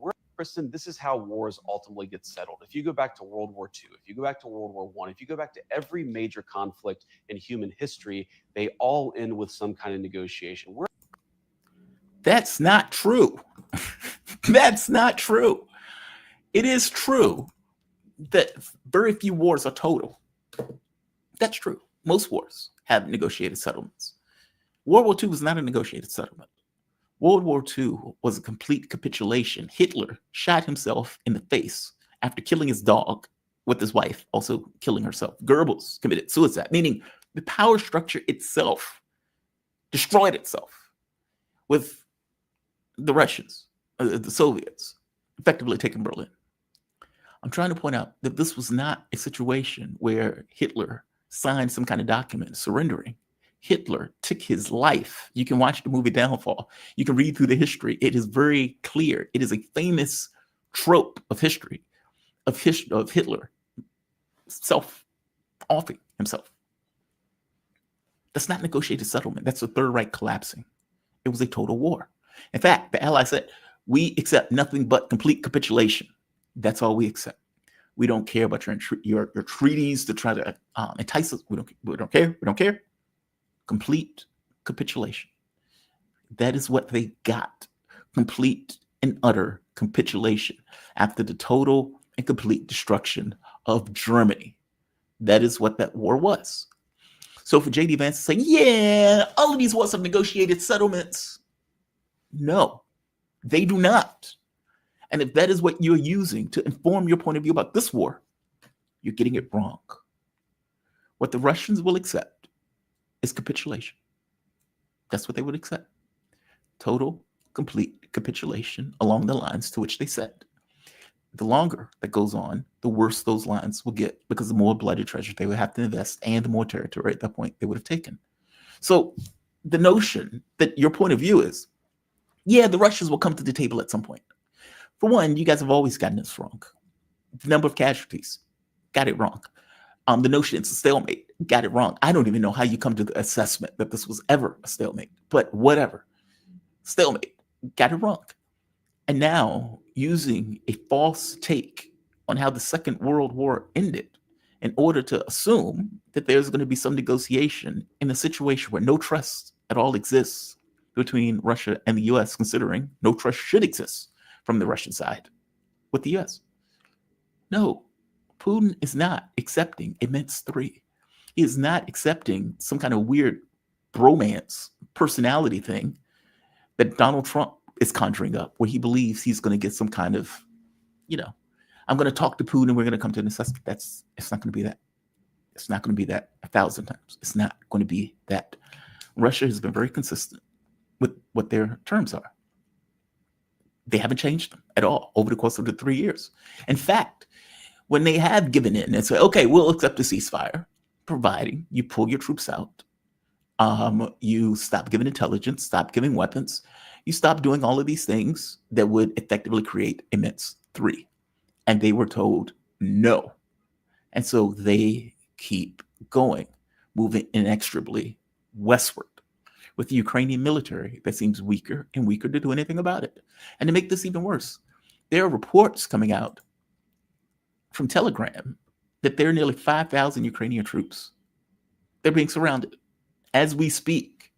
And as I kept pointing out in the maps before, Kramatorsk, Slavyansk, the last defensive line, and I know Mark said, well, they're trying to build new defensive lines later, but those defensive lines are going to be in different locations. And whether they have the time to build adequate defensive lines is in question in and of itself, or have the manpower in order to man those lines. Again, all of those things are in question.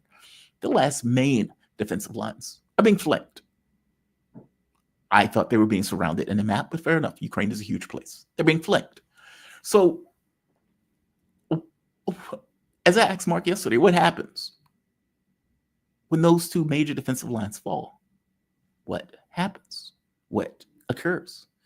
And as I use the analogy, water pouring into a particular open area, as Mark pointed out, Ukraine is a very large place. But it still goes with this idea that the ability to defend yourself has diminished considerably. And you, at that point, within the next few months, will lose the Donbass. Mark is also right. Putin will say, most likely, knowing Putin,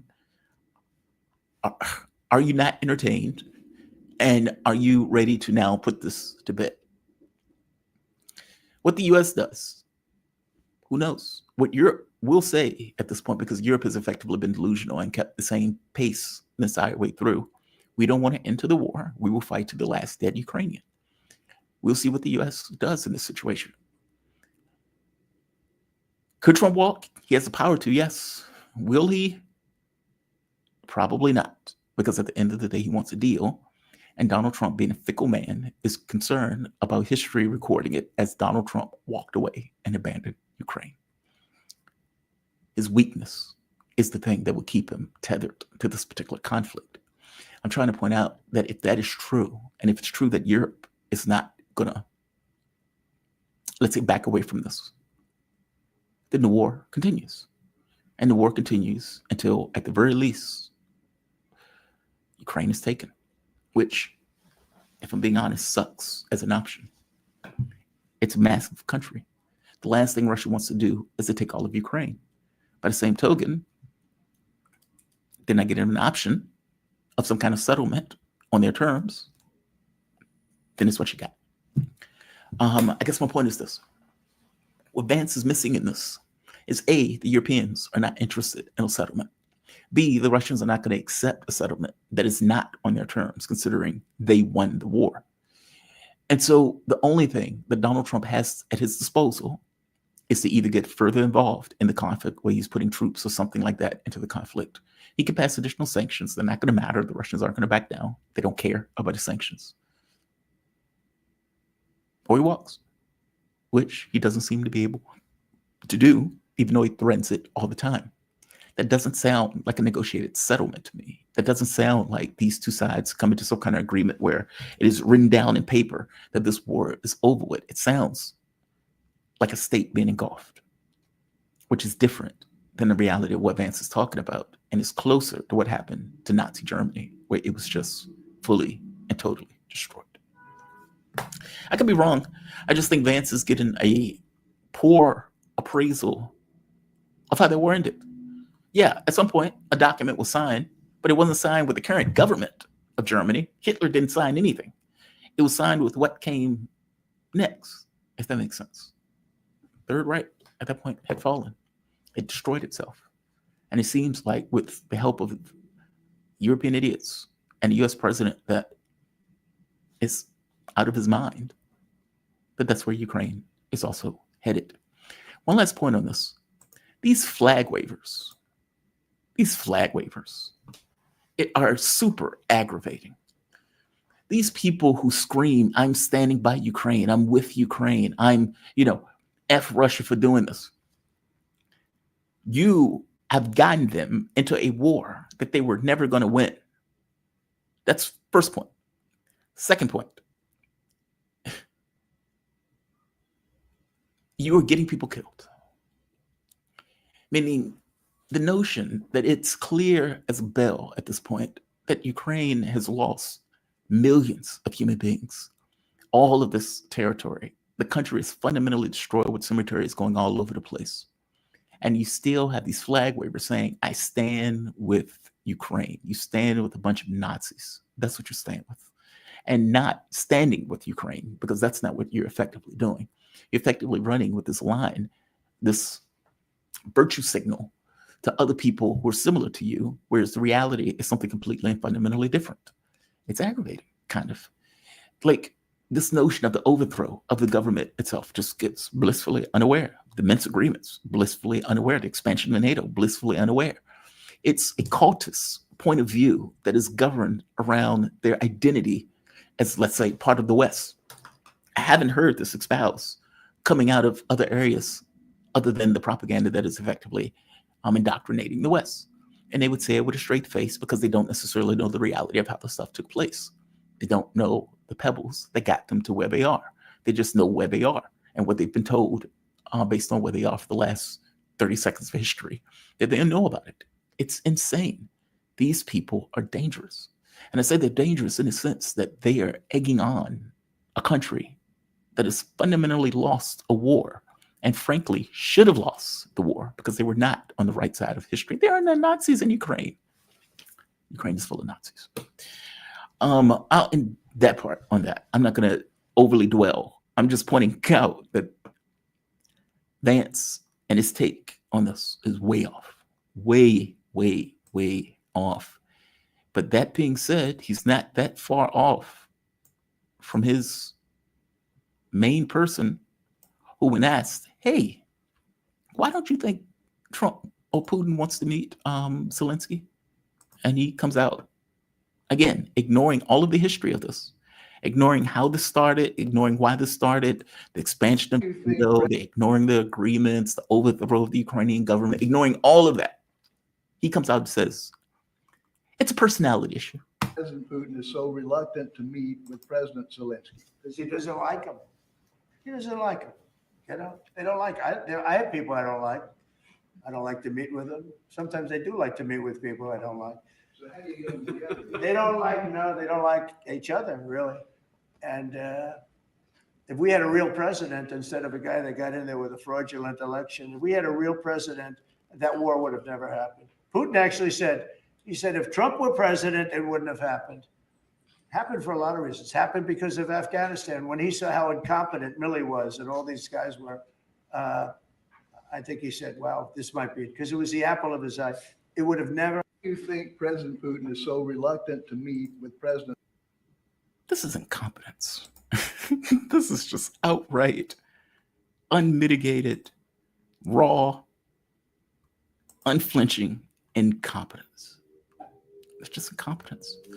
Look, I don't doubt that Putin hates Zelensky or Zelensky hates Putin. I get that. If you've killed 100,000 Russians, and of course on the other side, they've killed 100,000 or 1.7 million Ukrainians, I understand the ire between two people in that context.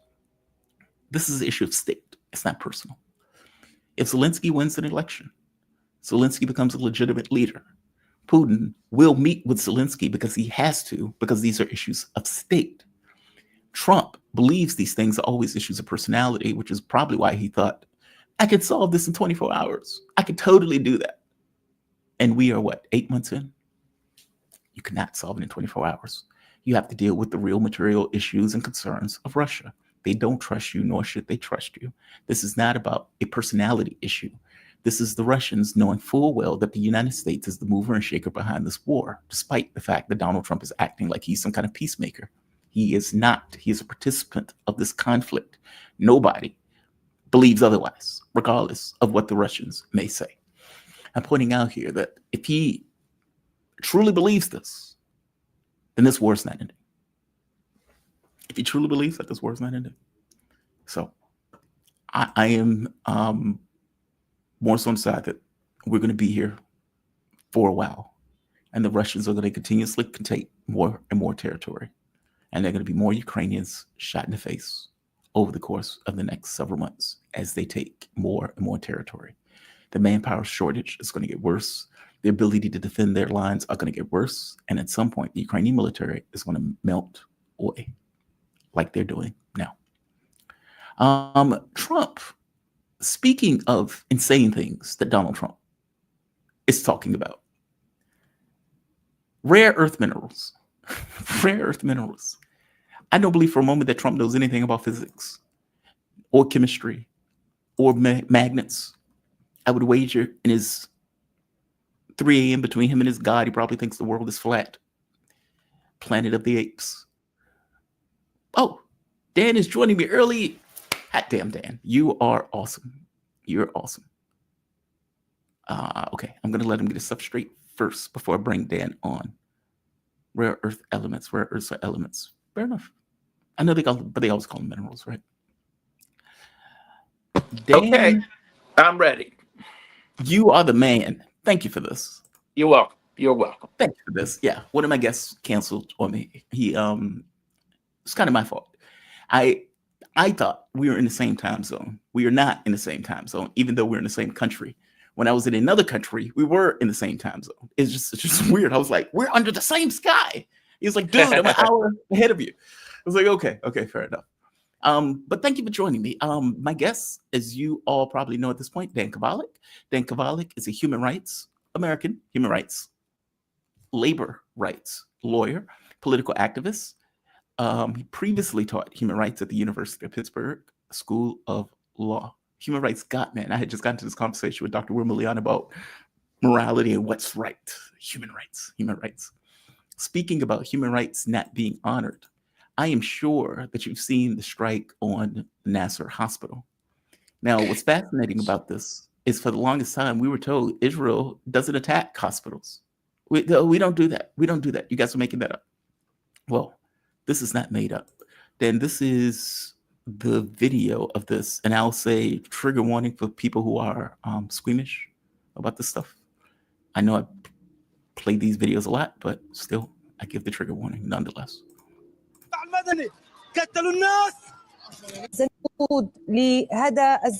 And just to be clear, what you're watching, Israel struck the hospital once. Yet paramedics trying to get people and save those people that were injured, killed, etc., and trying to move those people from the wreckage. All right. الصحفي حسام المصري. لا حصل الآن خليك يا الله راح الدفاع المدني قتلوا الناس راح الدفاع المدني قتلوا الناس استهداف كبير الآن كما تشاهدون في هذه الصورة تدمير كبير. And at this point, it's absolute chaos. Just absolute chaos. Oh, by the way, fortunately, Netanyahu came out. He apologized. Of course, they don't kill civilians.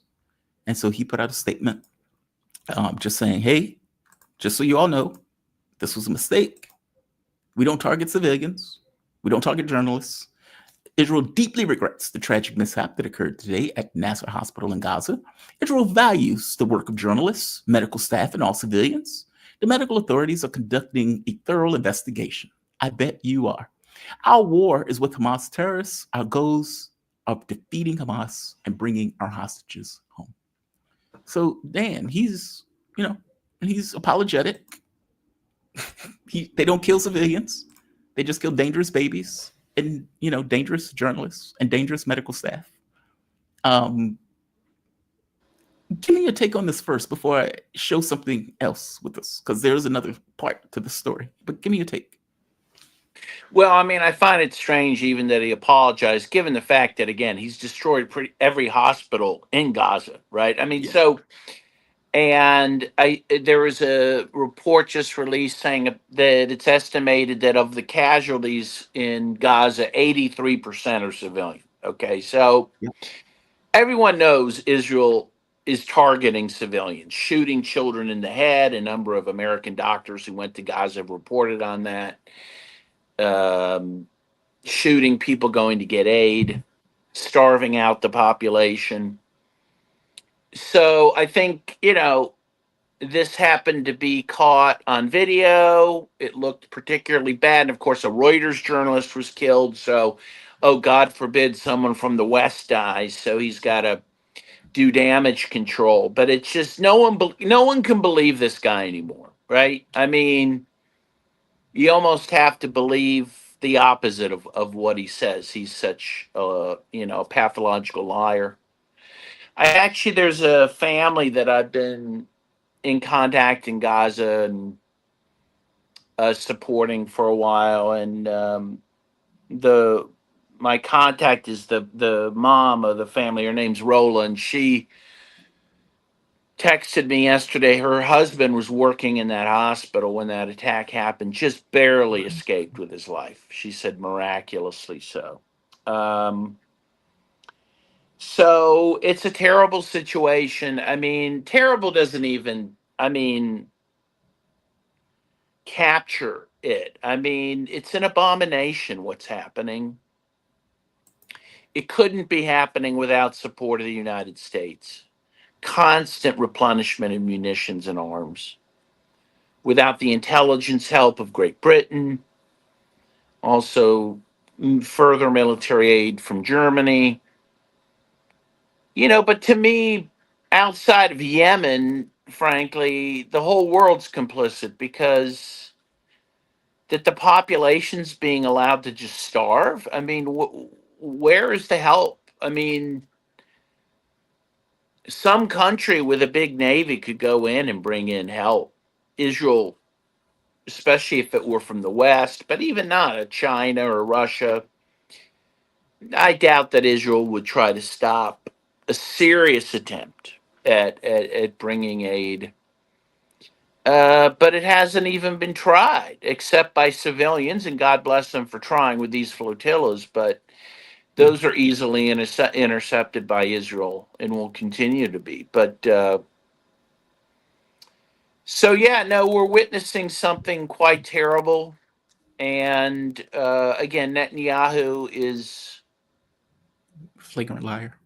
A frequent liar and a murderer, But the sad part is he isn't even the most radical of the leaders in Israel, is the truth of it. So this is, what is it, Channel 14. Channel 14 brings out the truth of the matter. Yet all of these denials, we don't kill civilians. We don't do that, which is always mind-blowing to me. And to back up your point, I don't know if they do that as a denial or if they do that to mock because they know that everybody knows it's lying. It's like the kid standing there with his hand in a cookie jar and there's crumbs all over his face. And he's like, I didn't do it. It's like, dude, obviously you can see the crumbs. We can see the jelly. We know it's you and you know it's you. So why are you telling me that you didn't do it? It's a mocking gesture. I don't know if it's an earnest, take of denial, if that makes sense. This is the reality of it. So this was Channel 14. They're speaking in Hebrew, I'm assuming. But this is... מדובר בתקרית שעושה הרבה רעש משעות הבוקר, אבל נכון לערב זה, מהפרטים שאספנו עד כה, עולה במפורש. לוחמינו פעלו כנדרש. אנחנו מפרסמים כעת לאחר שיחה עם הכוחות המעורבים בתקיפה המדוברת, הם טוענים בצורה חד משמעית. התקיפה אושרה ותואמה עם הפיקוד הבכיר, והם ידעו עליה טרם בוצע. כמו כן, בימים האחרונים, מזהים בסיירת גולני, באחת הקומות העליונות במפקדת הטרור נאסר, מותקנת מצלמה Okay, this is not a sexy language. But what he's effectively arguing is, look, military staff was told to do this. Like, meaning they understood what they were doing. They did this attack. It wasn't a random accident. It wasn't a mistake. They hit that hospital, and they hit that hospital again with a double tap. And it was orders that came down that told them to do exactly what they just did. Netanyahu's like, yeah, this was a mistake, and it wasn't a mistake. That's my point. Even their military brass is saying this was not a mistake. We did as commanded to do. We did our jobs. That's amazing. It's like you can't even hide the ball from yourself in this. It is. I mean, they are being told that every man, woman, and child in Gaza is a military target. Yes. it's a free. It would be called in Vietnam War terms a free fire zone. Because the Americans also viewed every Vietnamese as a legitimate target in these free fire zones. And all of Gaza is a free fire zone. Everyone is subject to being murdered.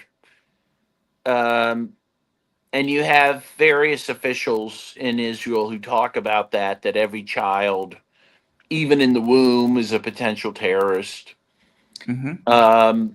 And that's what makes this genocidal, because they want to destroy this entire population. And that's what they're doing. And again, with the famine, I mean, they're now saying, the amount of diseases, including some rare diseases that are now haunting Gaza because of the famine and the lack of fresh water is just incredible.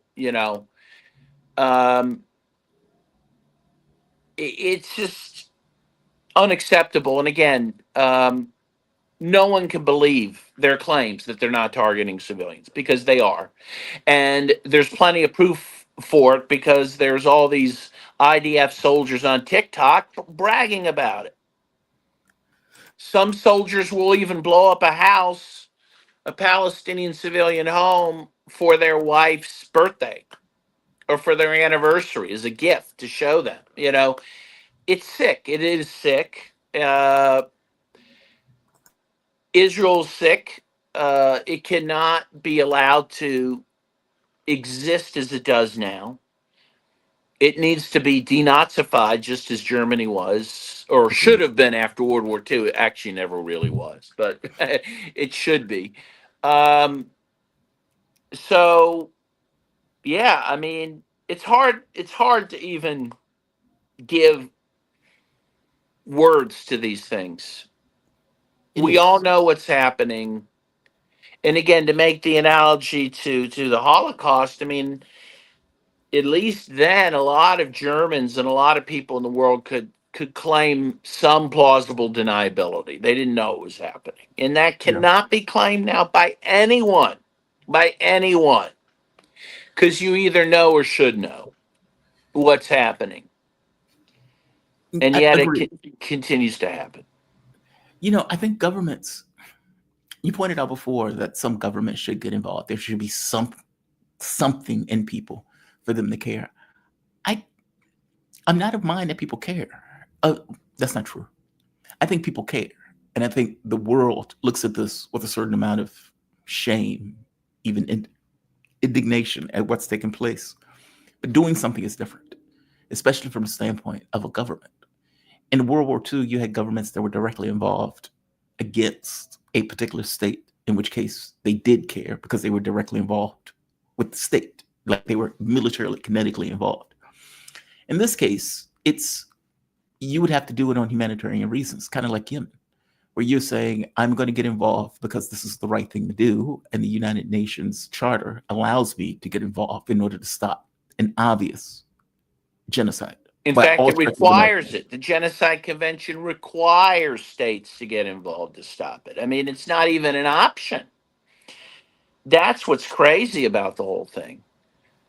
You had Lavrov, the foreign minister of Russia, say, well, why are you guys waiting? Why is the West waiting to recognize a Palestinian state till September? You just want to make sure there's no state left that you could recognize, because the Palestinians will be dead, which is true.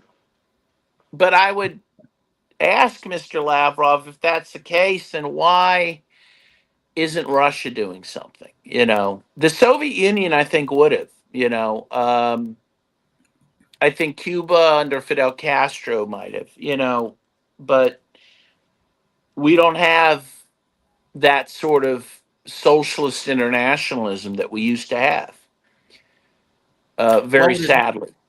Well, I was going to say, why would it have taken a socialist government to do it?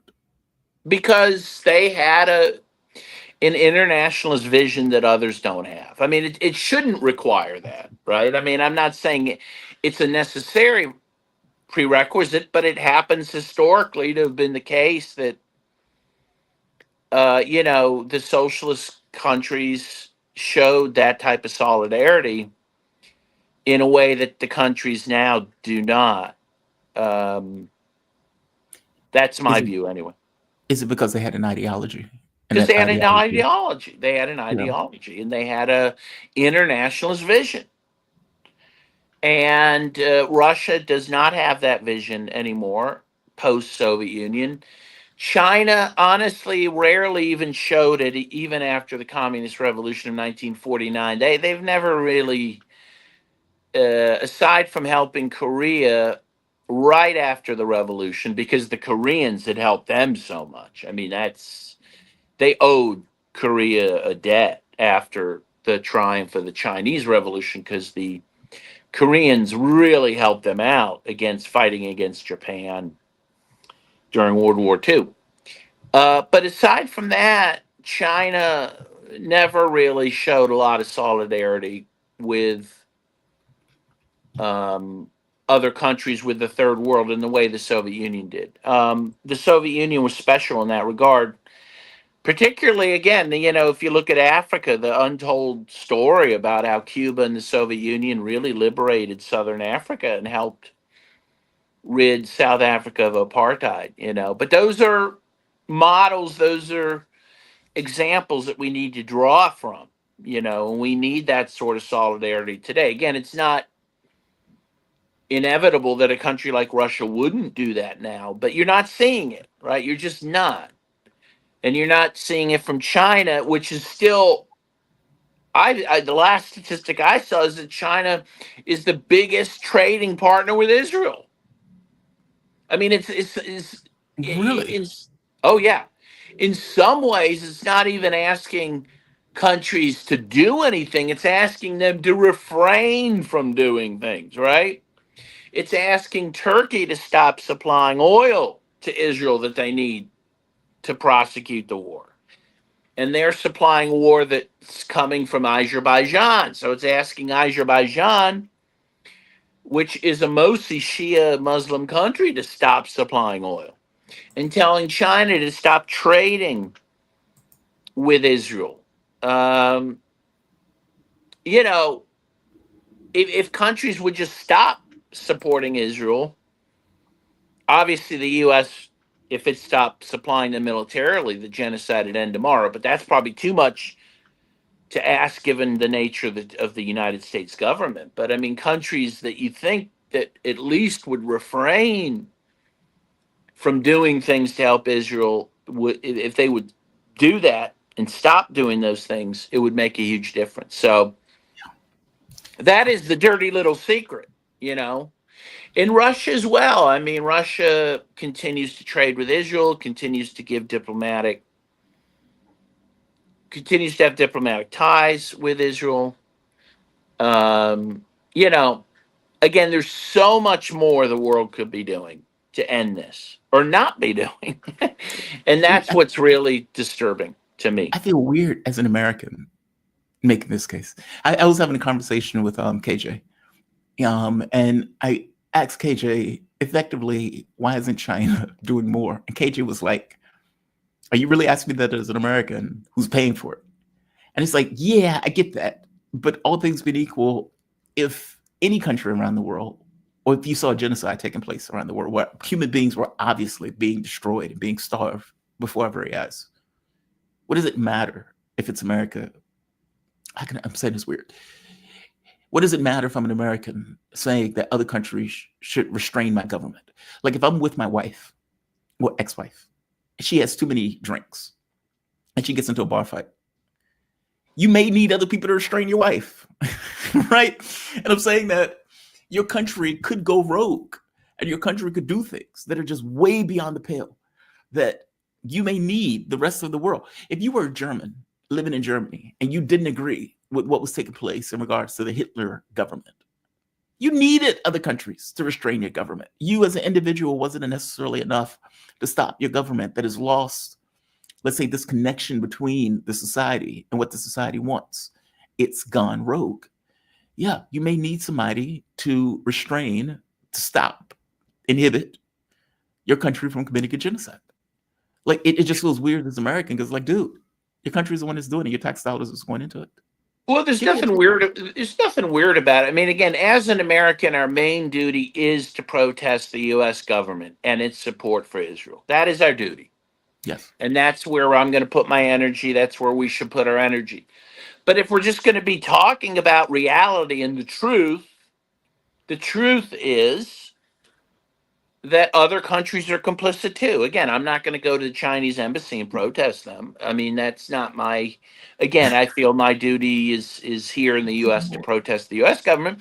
But I mean, let's just be honest. We have to be honest about where we're at, And I think, my old commie friends, remind me all the time, like they're really like down on the multipolaristas who kind of fetishize the BRICS as if they're some sort of cure-all. But they're not. It's not a social. It's not the Warsaw Pact. Again, we're just talking philosophically. Yeah. It's not the Warsaw Pact. It's not socialist. It's not engaged in socialist solidarity. India is part of the BRICS, which said they want to do to Kashmir what Israel's doing to Gaza. Yes. So let's just be honest with each other, right? I mean, again, I'm not going to go and protest the Indian embassy, but I'm also not going to pretend that they're good guys on this stuff.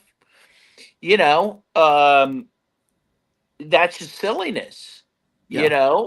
As leftist intellectuals, we have a right to talk about the truth, not to worship things that don't deserve to be worshipped, and not,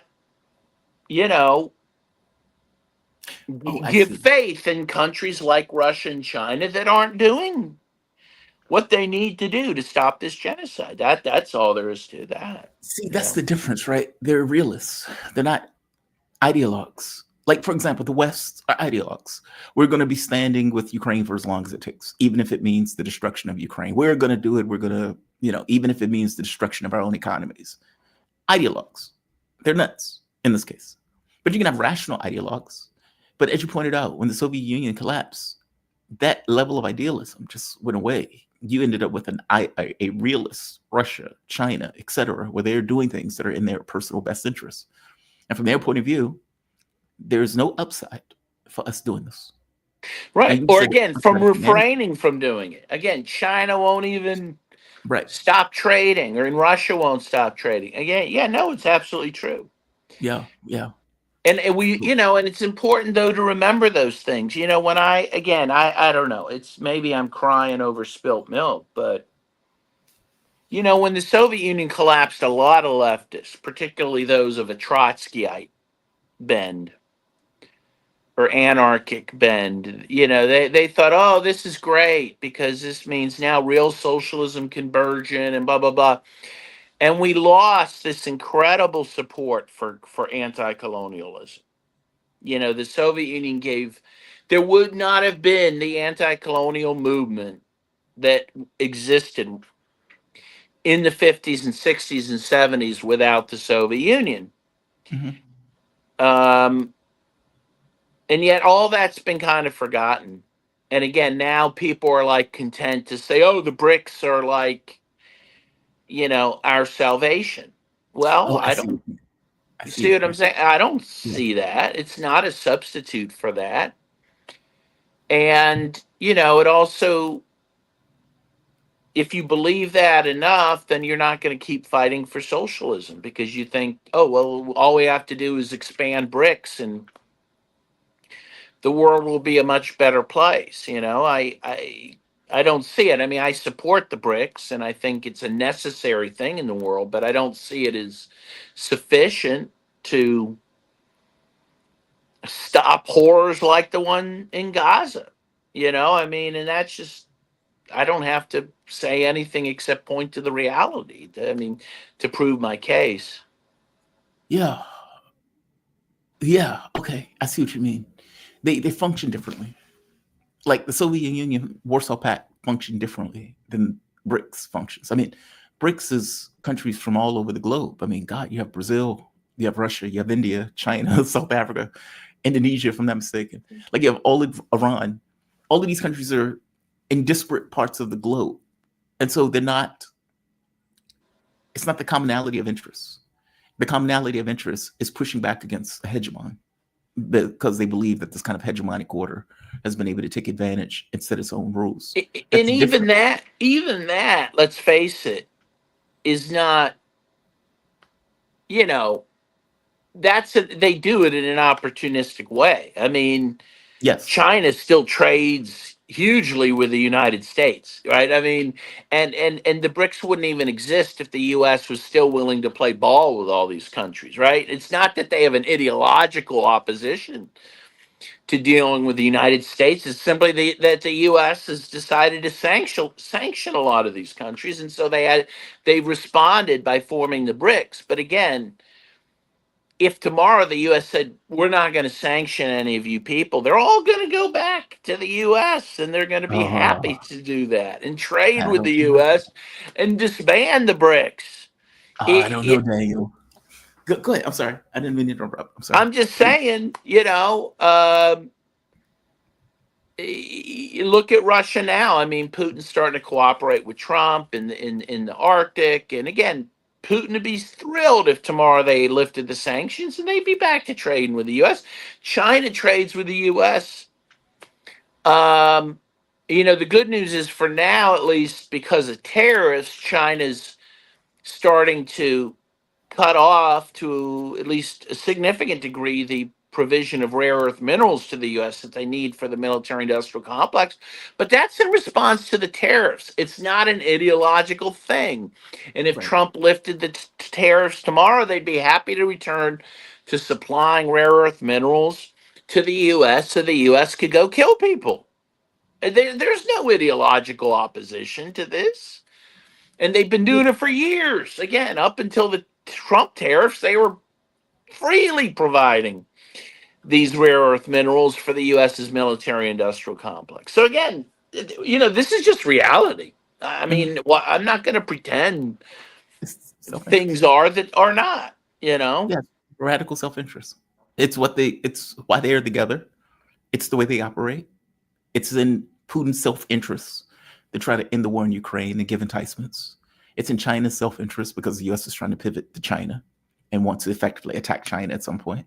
And so, I need to slow down your military capability to do so. It's not ideological. Agreed. It's realistic. And that, on some level, sucks. That on some level sucks.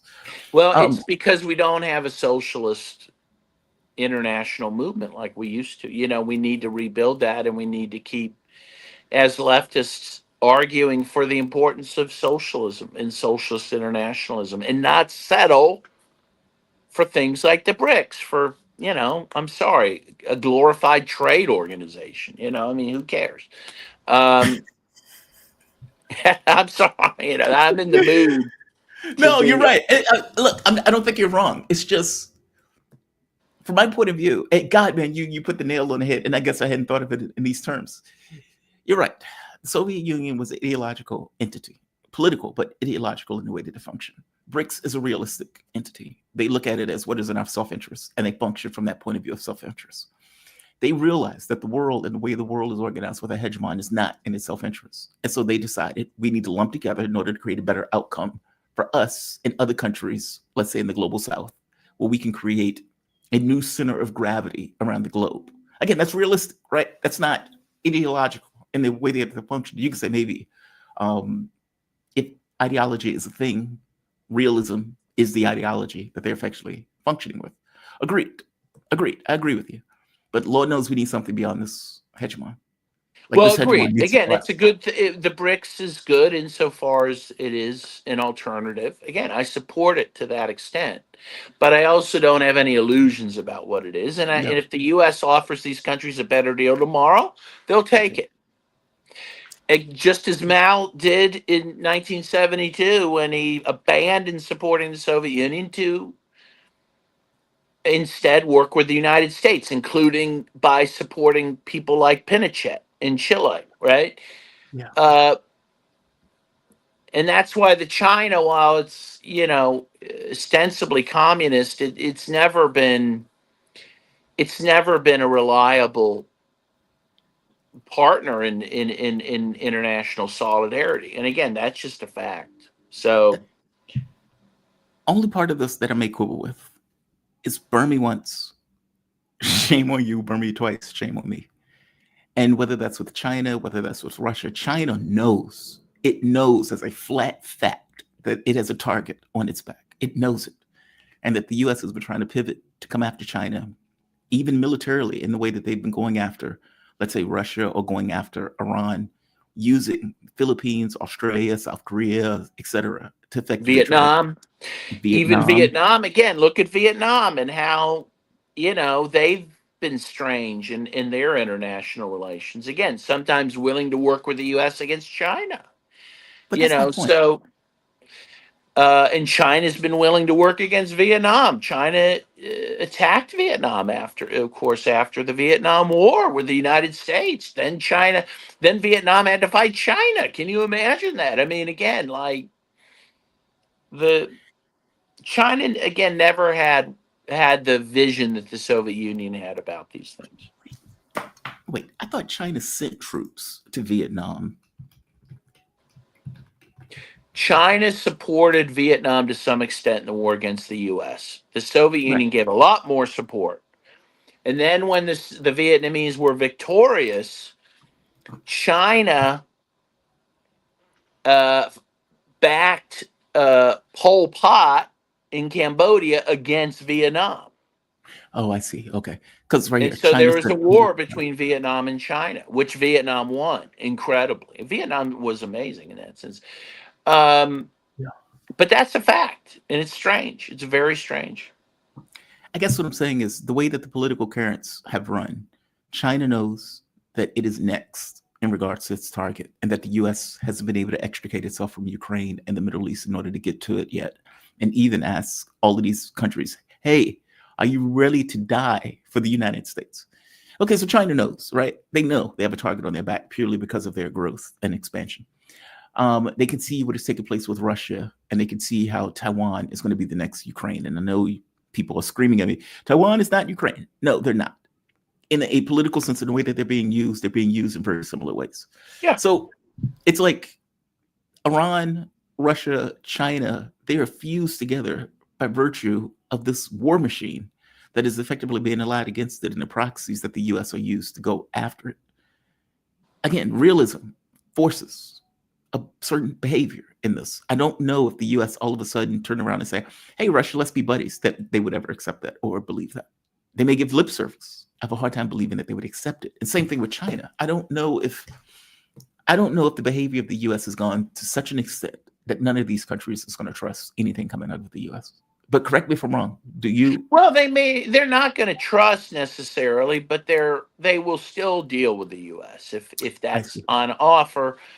And again, China is a huge trading partner with the United States. I mean, this is an obvious point. Yeah. Most of our, goods we buy are made in China. So yeah, that doesn't mean they trust us. It doesn't mean they're not preparing to defend themselves if they're attacked. But, again, they don't have any principled opposition to the United States at all. I mean, right? That's true. And neither is Russia. I want to hit this other story. Speaking of odd things, the Iran.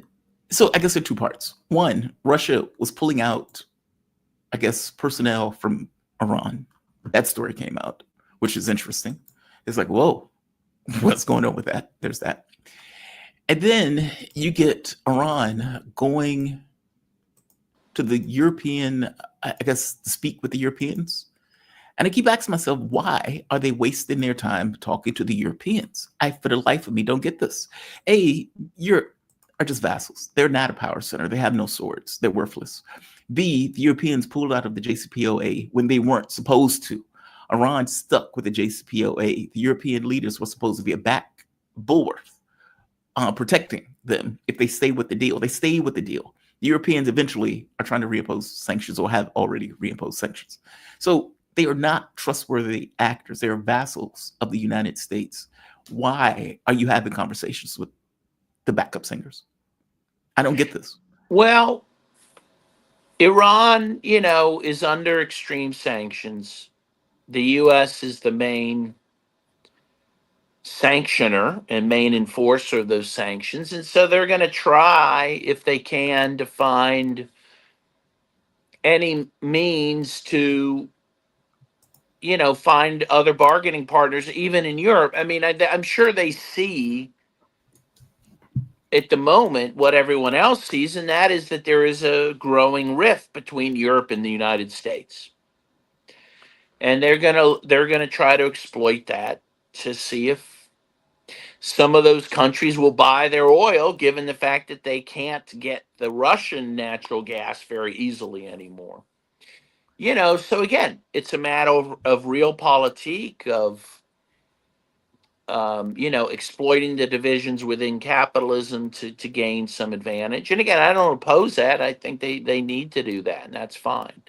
But But I think that's what's going on. But is there really a rift between Europe and the U.S.? Well, yeah. I mean, again, how significant, I don't know. But I mean, you see that Trump's saying he wants to back off supporting Ukraine, while Europe is now more aggressively wanting to back Ukraine. Trump is making them now spend 5% of their GDP? GDP, yeah. On arms, and I think they're not happy about that. I mean, again, you're right, they're vassals, but they're not happy vassals, and they're vassals again because they feel they don't have a choice. But I do think they're unhappy. I think they see Trump as a boob, and feel that they've given up their dignity by having to go, to Washington on their hands and knees and kiss his butt, So again, there's some daylight there for countries like Iran to maybe find a way to sell some stuff and have some, some relations. It makes sense. Donald Trump is making them pay, I believe, a 10% premium on every weapon that he sells. Think about that. They're not even hiding it. It's like, yeah, we're going to get them to pay 10% extra for the weapons, just for hashtag reasons. Countries that are willing to do that, are they really going to go against Daddy if Daddy says, don't do that? No, I mean, I think on certain issues, I mean, it's not monolithic. They're not going to probably have a major break with the United States in any significant manner. But on small matters, they might. You have some European countries, for example, breaking ranks on Palestine. Mm-hmm. Countries like Ireland, Spain. There are a couple others I saw, and I'm forgetting two of the, I think, Scandinavian countries are now breaking off. What's that? Norway, I thought. Norway. There was another one too. Are cutting off, trade with Israel because of the genocide.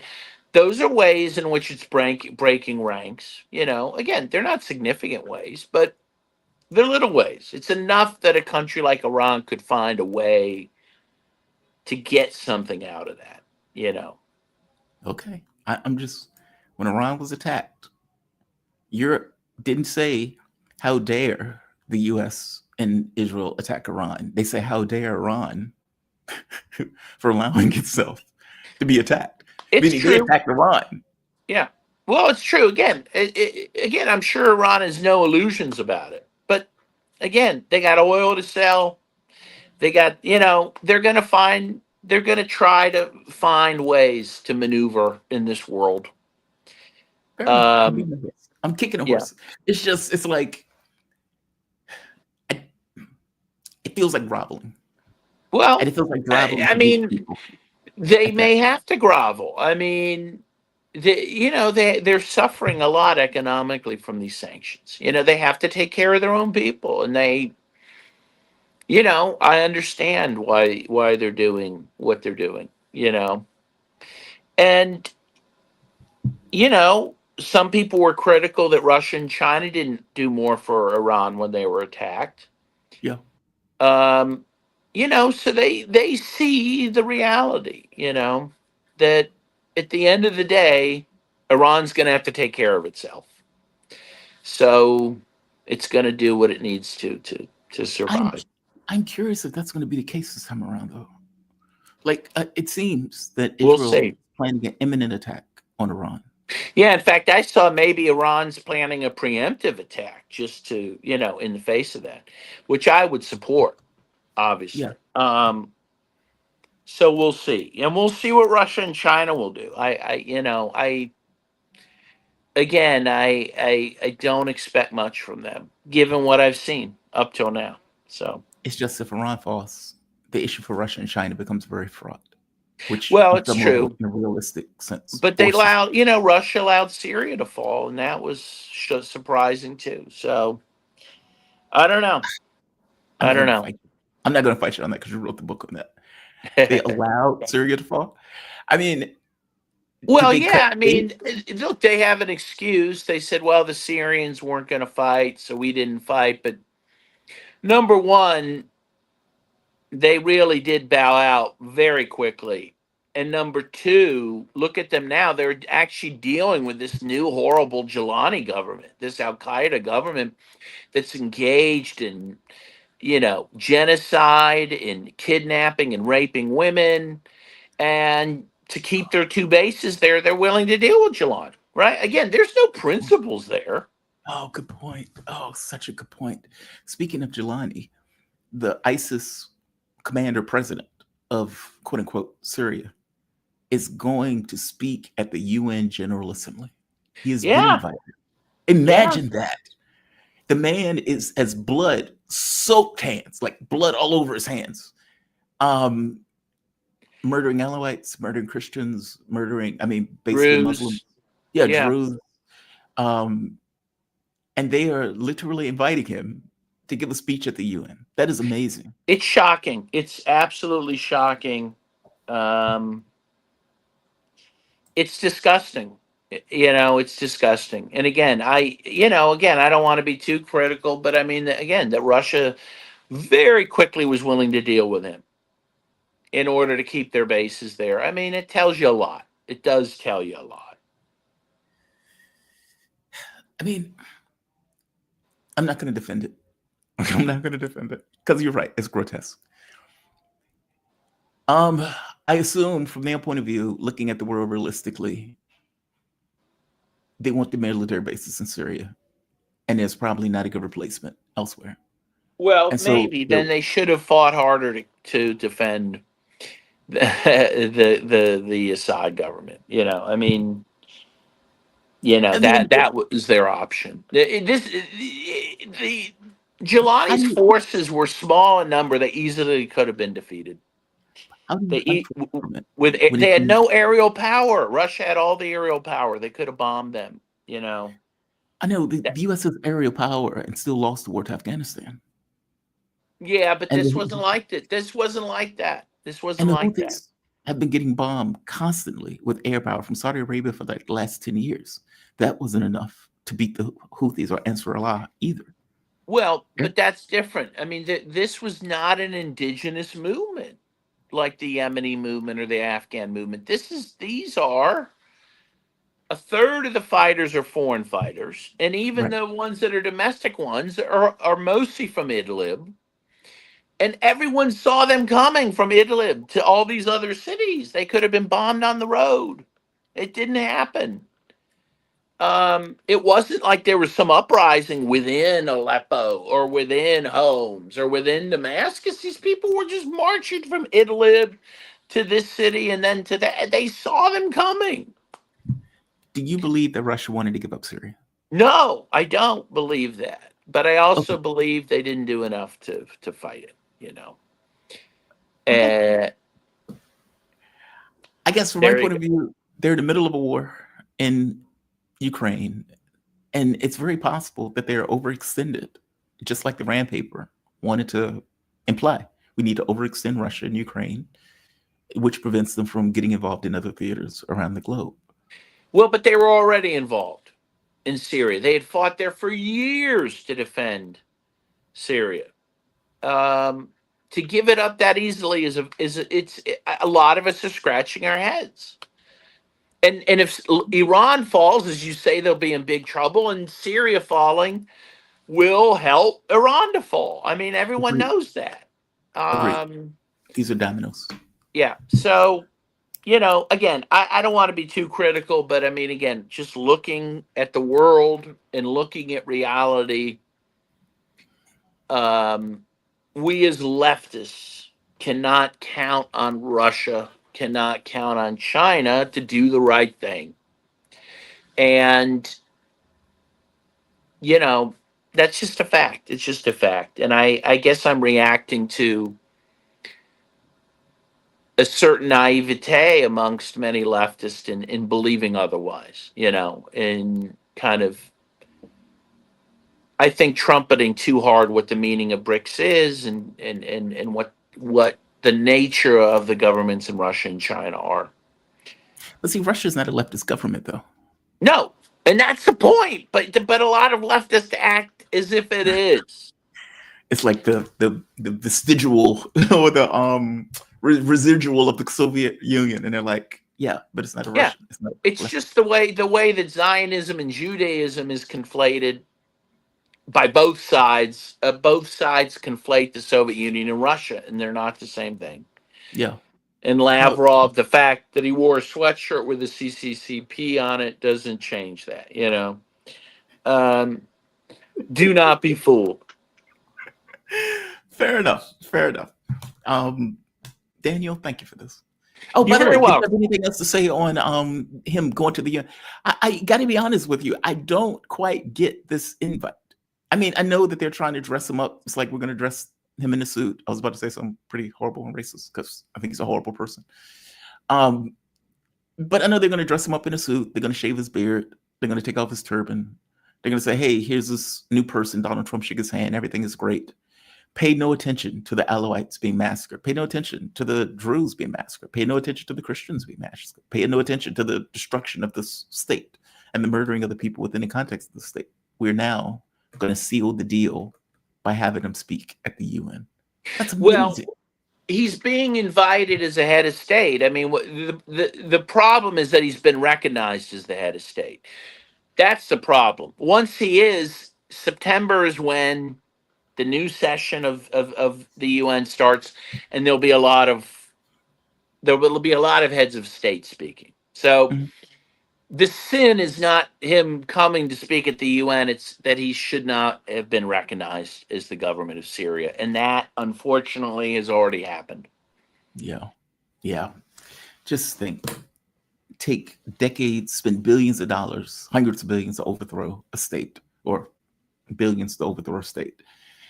Have terrorists effectively do it, replace and destroy the head of that state, then turn around and pretend as if the terrorists that were heading ISIS, no less, are now good, respectable human beings. It's incredible. Again, everyone should be ashamed of themselves who's part of that. Absolutely.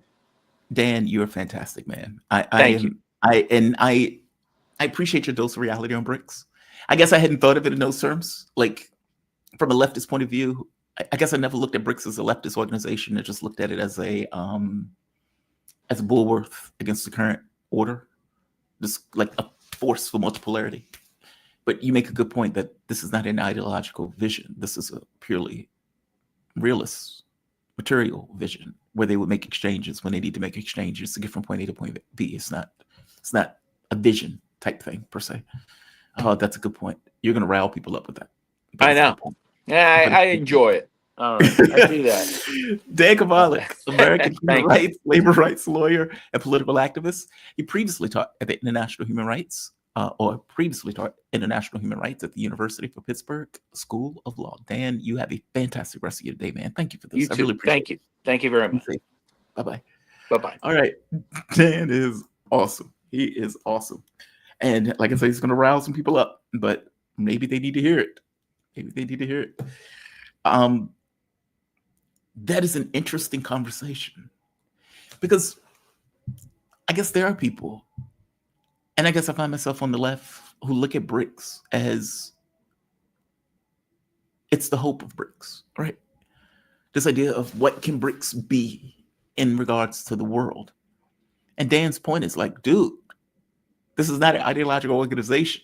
These people came together, or these countries came together because it was in their best interests, not because they had a vision for something. They may project it as a vision, this multipolarity, but this is multipolarity in the context of capitalist economies. I know China, which is communist plus, whatever the hell that means. But these are realistic countries that are going to take decisions and actions based on what is in their best interests. This is not about ideology. Oh, that's fascinating. Because look, you may hate the way that this stuff operates in our current world with the US and with Europe and Western imperialism and Western exceptionalism and all of this other nonsense. But a purely realistic view of the world ends up with Gaza, right? Where Israel says we have the ability to murder all of these people. It is perfectly fine for us to do it. The US is going to back us doing it. So cynically, you process the execution and starvation of millions. It's realism. We can do it, so we do it. There is no God above that is going to stop us from doing it. You do it because you can. We think it's in our best interest to do it. F it, we're going to do it. That's also realistic. It's an idealistic thing of saying, we're not doing that. Yes, we can, but we're not. We're choosing not to because we have ideological reasons that prevents us from doing so. Those may be values. Those may be your vision of what you want your country to be, all of those things. That is not what's taking place in Israel right now. When they are talking about all of these other countries that are continuing to work with Israel as it commits a genocide, again, it is in our best interest to do it. So we do it. There may be pressure from the US. We may not want to run afoul of something, whatever the reason. We do it because it's in our best interest to do it. Realism. You can get lunatics in regards to their vision of exceptionalism. That's true. But for every lunatic you get from the vision of exceptionalism, you can also have an international vision of working together, working in tandem, preventing stuff like this and atrocities from taking place. That's also a certain idealism, maybe fused with a bit of realism. Maybe you need a little bit of both. Yeah, it's just fascinating. Let's go to the chat. We have a few more chats that I want to hit. Trulio. Oh, you're going to kill me with this. Coloni. Trulio Ponticaloni. I think I nailed that. Dr. Wilmer and intolerance paradox. We need to become intolerant of the intolerant. Yeah, it is a paradox, right? That's hard. Like somebody would say, well, we need complete free speech. Okay, fair enough. That also means that you can get Nazis giving out propaganda that the public may actually enjoy. Now, the rub is, if you have a decent society, maybe you don't get Nazis, or maybe the Nazis are ignored because maybe you always get a certain percentage of the population. If you get an effed up society where there's chaos, people don't feel like they have buy-in, people feel like the elites have run roughshod over the population. Okay, then maybe you get an ideology that is overtly antagonistic to the state. And you may get socialist ideologies also that is overly antagonistic to the state. Let's postulate it. You have an open society. Your Twitter has no filter. What happens? Do you get social media becoming a viral spread of just disgusting thoughts and tenors? Yeah, you will. Just by definition. I mean, look at the guy we were talking about yesterday. How do you have an open society while also being intolerant of this element of that society? The moment that you start passing laws, you will get people exploiting those laws in order to say, well, also talking about Ukraine is intolerance. Also doing this is, that'll become my point. It's like,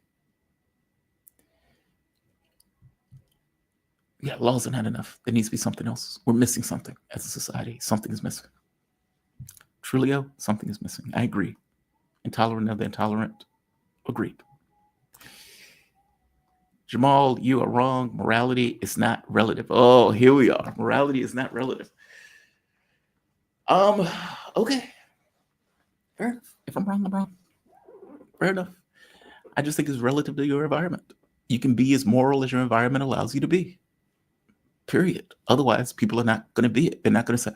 Meaning, nobody is going to set, as a society, nobody's going to set a rule that nobody's going to follow if your society doesn't allow them to follow. Yeah, people are against murder. People are against theft. People are against all of these things because the assumption is that you have these things where you don't need to do that to other people. What if that wasn't your society? Like, what if it was just chaos? I'm trying to point out that you are as moral as your society allows. That's all, your environment, I should say. And I stand by that. You can say there's a difference between right and wrong. Yes, fair enough. But is morality the same thing as right and wrong? Or is morality tethered to environment? You are as moral as your society allows you to be. If everything in your society is pushing you to behave a particular way, those laws will be violated, regardless of what law you set. So I feel you. I get it. And you can say those people are immoral. You can say those people are horrible people. You can say those people are wrong. You can say all that stuff. But you are as moral as your environment allows. I'm trying to think of an example.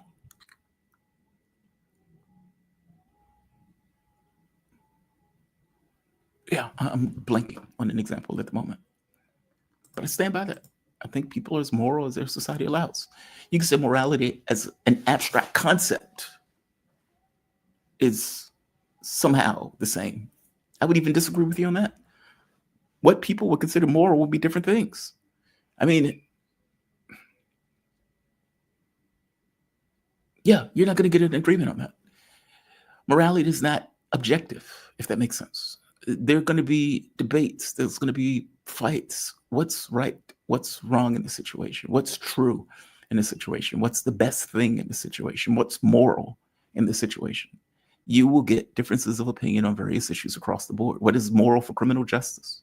What is moral for immigration policy? What's moral for, like, the moment that you start to ground these things, and it's kind of Saturn-like concrete reality. Okay, then you break in regards to the decisions that are going to be made on this stuff. It's not an objective, or it's not objective. Even right is difficult in that stuff. What is a correct immigration policy? Okay, and in 20 years, are you going to come to a different assessment on what that is, especially after you have an outcome that may change your point of view in regards to that policy? That stuff isn't easy. I don't think that stuff is, I got to be honest, I'm worried of people or terrified of people who think that stuff is just objective. It's not. It's just not. People will disagree on that stuff. I mean, take the piss out of me all you want, but I'm just pointing out, some cited slavery in the Bible as proof that it was morally right. Yeah, Natalie Williams, yeah, you're right, they did. Now, somebody could say, well, yeah, but obviously doing that was wrong. And you say yes, but did they know it? Meaning, and if you don't have a concept of what's right in a situation, then your morality is going to be tethered to that situation. It's just a fact. You can take an objective and say from God's point of view, okay, fair enough. We don't have God's point of view. In fact, most of the stuff we work through and we bang our head on it up until the point where we're like, hey, that seemed to be wrong. Let's not do that again. So you can say, hey, rape seems to be wrong. The women and the men frown upon being raped. Maybe we shouldn't do that. Maybe we should pass a law for that. Was that always true? Probably not. Hey, slavery, this seems to be wrong. They don't quite like being slaves. Maybe we shouldn't do that. I'm pointing out that your society goes through phases where a determination is made on some level by that society to exclude certain behaviors as being wrong, immoral, etc. And for whatever particular reason, sometimes it takes your society to churn that out in order to make a determination about it. LGBTQ. So they would say, well, gays should stay in the closet. And even from the standpoint of the military, they would argue, well, Bill Clinton was progressive because Bill Clinton said, don't ask, don't tell. Today, we think that's nonsense. And the idea that somebody should be shamed for their sexual preference is nonsense. It's absurd, right? They're human beings. If you are willing to wear the uniform, God bless you. We only have, 2% of the population that does.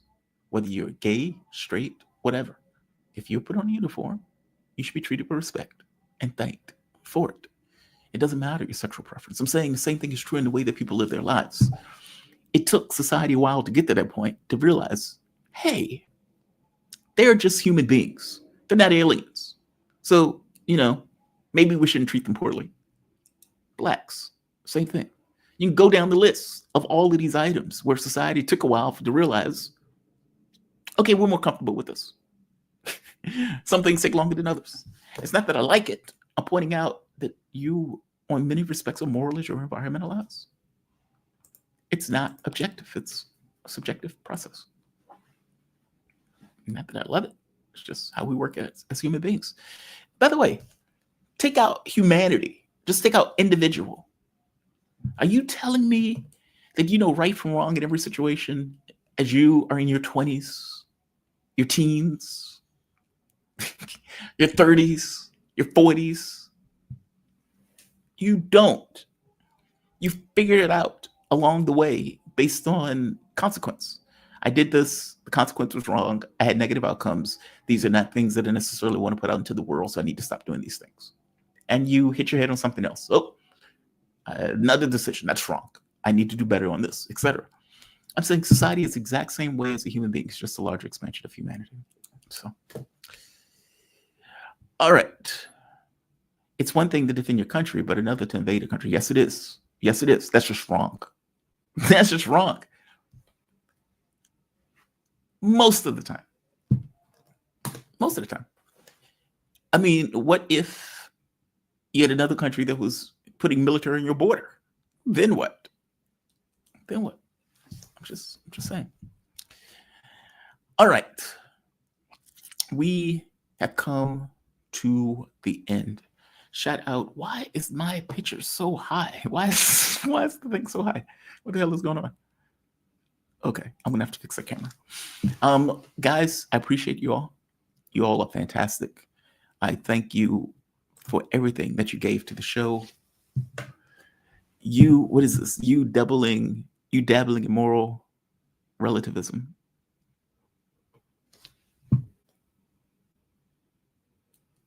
Yeah, I guess I am. I don't have this idea that morality is an absolute. People are as moral as their environment allows. Again, if you have God's point of view, fair enough. But as human beings, we're functioning in a society. And in a society, you have things that are pumped into that society that tells people what's right or wrong. And you have pressures against those people in the way that those people behave. I'm not saying what they're doing is right. I'm saying your morality and the way that your society is going to see your morality is going to be tethered to the environment and the area that you're in, the time frame that you're in. I think this is obviously true. Look at what was allowed in Roman days. Look at what allowed today. Those things are different. Format Dissident, which track episode scared you most, if any? Scared me? I don't think any of them scared me.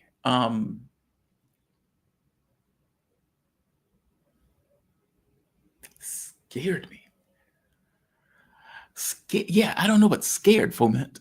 I mean, as terrifying as the Borg is, I think the Dominion War was like that's a situation where you can understand the context of the war. Meaning you get the context because, we function in a state of war. B, Federation's losing that war. So you have an opponent with the Federation that they could lose to, and you have billions of people that have been killed. So the stakes are very clear on what's on the line. And speaking of moral relativism, Cisco goes out, gets a guy murdered, frames the Dominion for that murder in order to get the Romulans into the war. Is Cisco right for doing that? Now you could say, no, Cisco shouldn't do that because Cisco is a Starfleet officer. And as a Starfleet officer, you don't supposed to lie, you don't supposed to cheat. Lord knows you don't supposed to get people killed. Okay. The consequence of that is losing the war with hundreds of billions killed and the entire Federation occupied.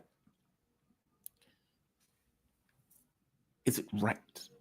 Oh, I love that question. You could say that's more relativism. Fair enough. I would say that humanity, we function in an environment where there's consequences and actions. Oh, actions and consequences.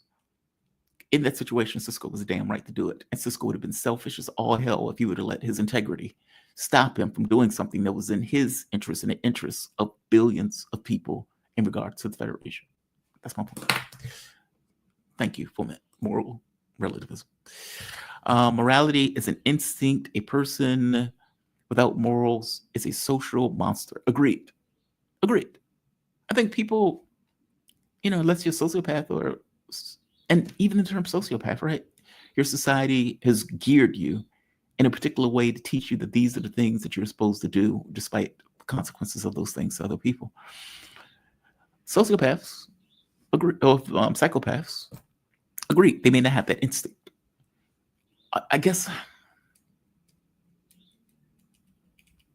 look, if we see a situation and I come across and say, I think this is right, and you come across and you say, I think this is wrong, which one of us is right? And are you being immoral for disagreeing with me? And am I being immoral for disagreeing with you? Killing and murder is easy. It's the daily life things that become more complicated. That's the point I'm trying to make. I'm also trying to make it the basic point that's kind of separate from that, beyond the right and wrong. That what a society allows is what those people will end up being. If you meet people's needs, you would have less crime. That's just a fact. Criminals who are committing crimes often are not.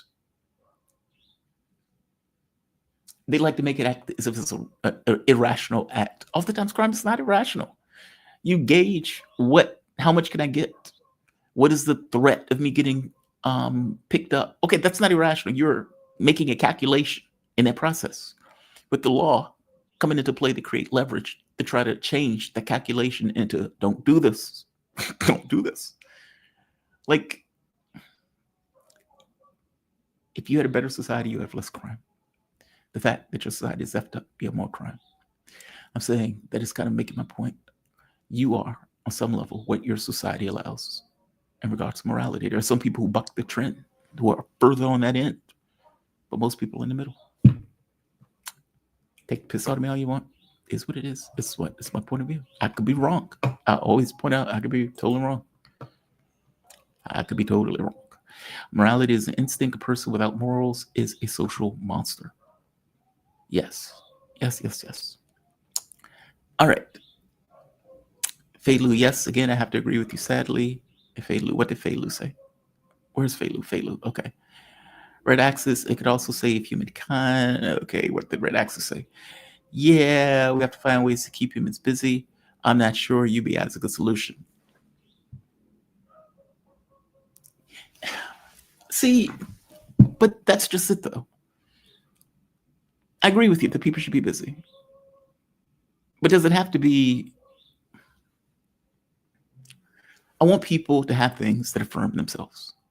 We've become so accustomed to this notion of work that we only see work as being the way of doing that. So some level, agreed.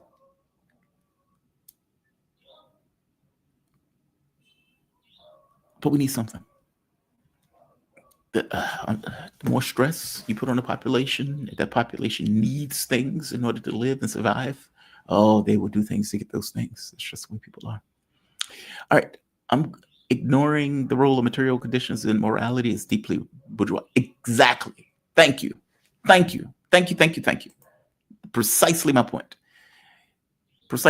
Soft economic determination or determinism is most logical understanding of morality, search, solve, economic. Thank you. Thank you for that. Which is my point.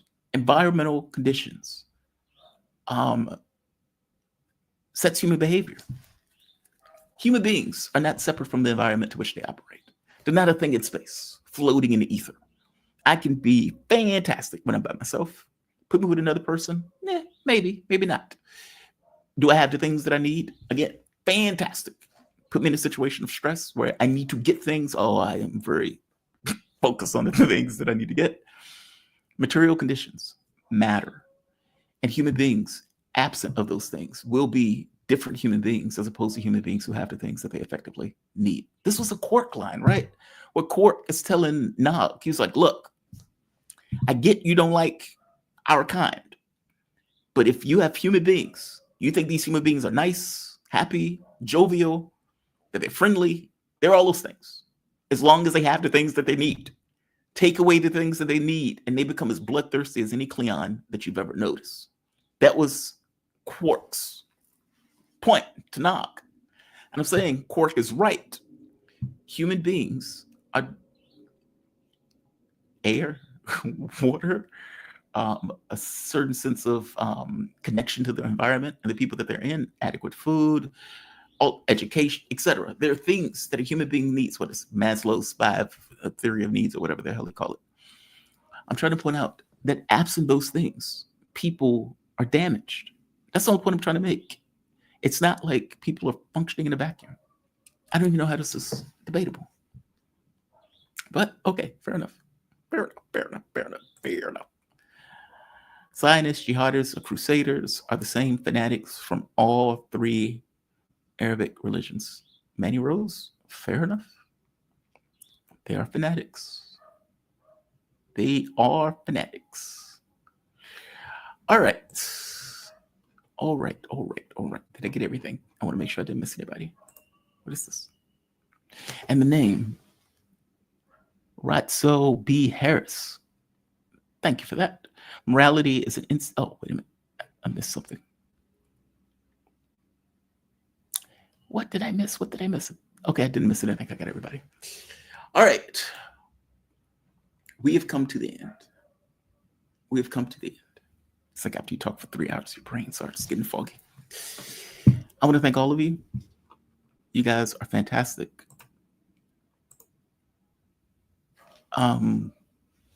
It's funny, I always have to reference what somebody else said to figure out what the hell is going on in the chat. Red Axis. What did Red Axis say? If True Jamal left Malaysia, sure, mibbling the food options now. What?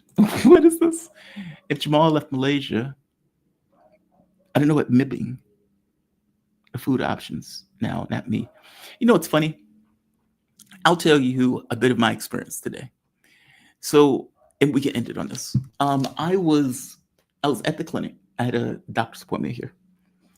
And I'm in Indonesia.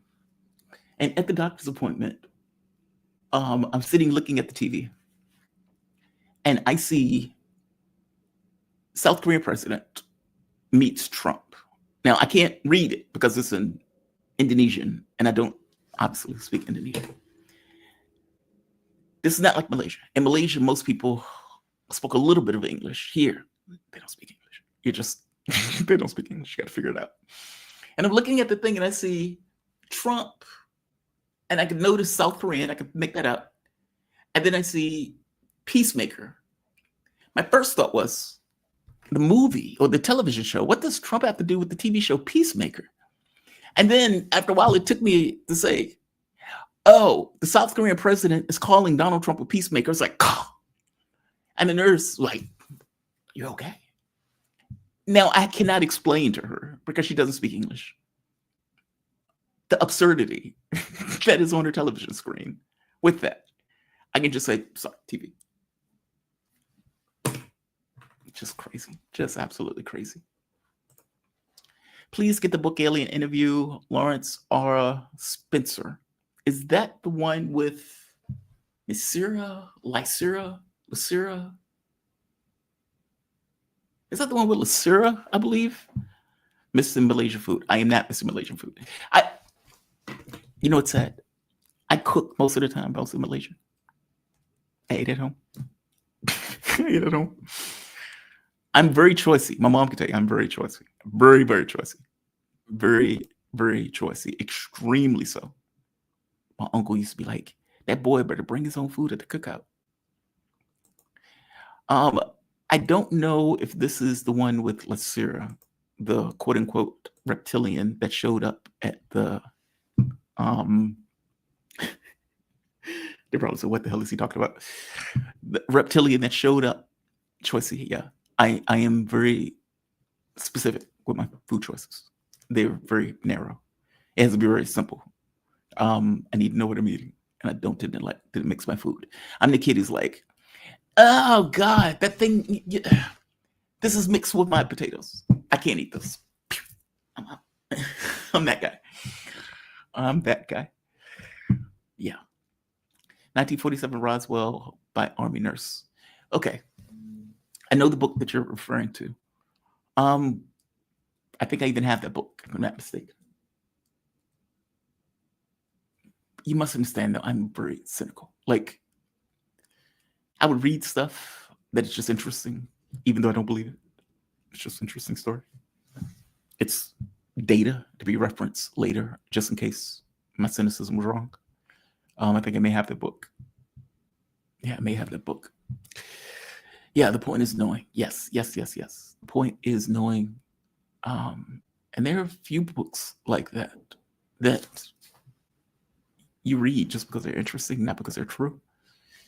The Alien Interview, that one was interesting. The one with Lacerda, I believe her name was, the reptilian that showed up at the guy's door because she was curious about humans and seemed to have a bit of a thing for the guy. It's just wow. Some of the shit's just wow. But yeah. All right. I'm going to end this. Guys, you've been fantastic. I thank you for supporting the show, especially for today, considering Carl wasn't able to come back. And I still think they're going to demonetize the show. I feel it in my bones. They're going to demonetize the show. Lacerda reptilian female in Europe. Yep, that's it. Manny, that's it. That is it. I am your source for UFO lore. I know it like the back of my hand. Yes. All right, I'm going to end this. I'm going to say like, share, subscribe. You can support through, obviously, super chats, super stickers, PayPal, buy me a coffee, Patreon. All of these things help the content, and you have my deepest appreciation for all of it. Well, there's always Sam Delaney, the Einstein intersection. Bro was a genius and vindicated. He was, you talking about Kaczynski? Because he was out of his mind. He was out of his mind. Thank you all. Thank you all. Thank you all. Thank you all. You all have a fantastic rest of your day wherever you are around the world. And be safe. Manny Ross, I believe everything Lacerda is saying about the world is true. Oh, do you? Fei Lu, you're into that stuff too. You know, I've always wanted to have a UFO channel. Like, honest to God, I've always wanted to have a UFO channel where we could talk about this weird shit. UFO, astrology, out-of-body experiences, just new age out on that stuff. It doesn't work on a political channel because it's kind of difficult to be like, you having like 10 shows on death, killing, war, and then you immediately flip over to this kind of new agey stuff. I got to be honest with you, a lot of this has beat that out of me on some level, even though some of it remains. I mean, what's true is just true. The OBE stuff, remote viewing stuff, that stuff is just true. You can do it yourself, so you don't need to take my word for it. That's not like a take my word for this stuff. You can do it your own. Yeah, there's a lot of stuff that's true. It's just fascinating. The alien stuff, I have no idea. I mean, I have one weird alien story. One weird alien story, not close. I go through phases. And I go through phases where there's this intense need to understand something that seems to be all consuming and that I don't exactly control. It's almost like Dexter looking for his next kill.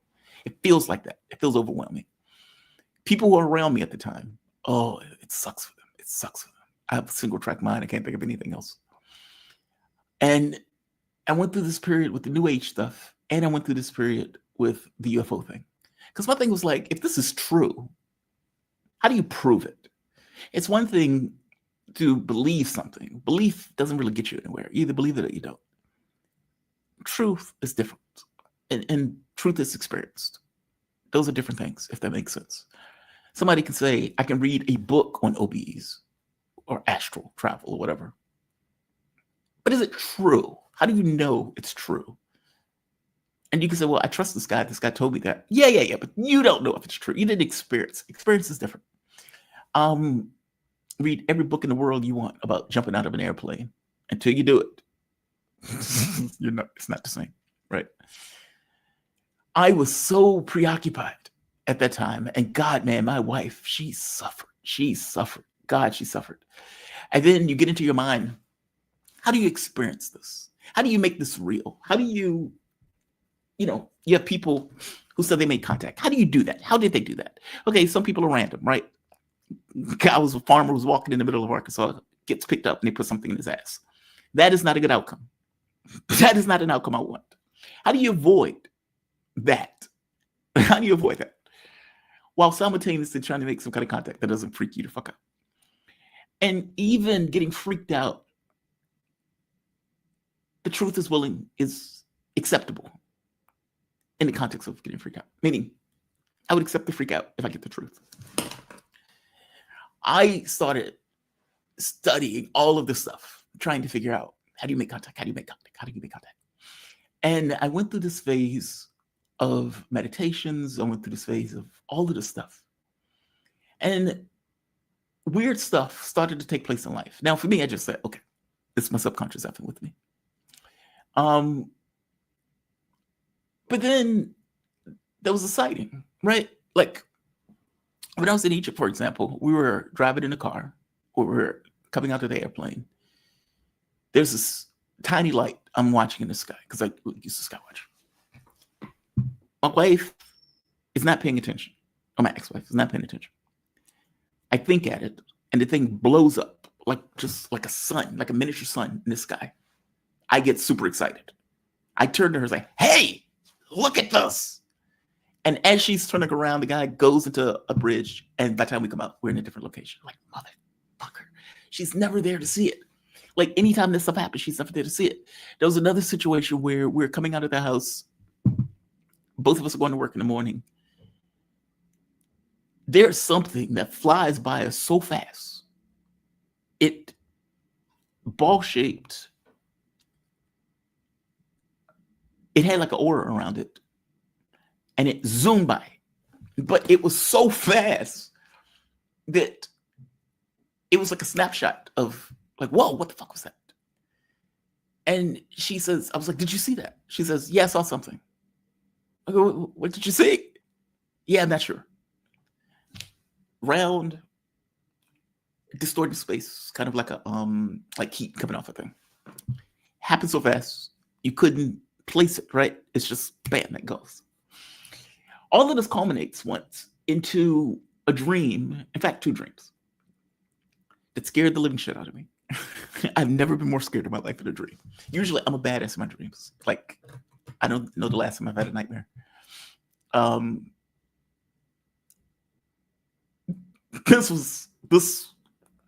fact, it scared me so much that I woke up ashamed that I was that scared of the dream. Oh, it was terrifying. It was terrifying.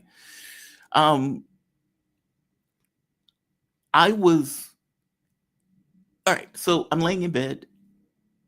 I think my wife is beside me. I hear a commotion upstairs.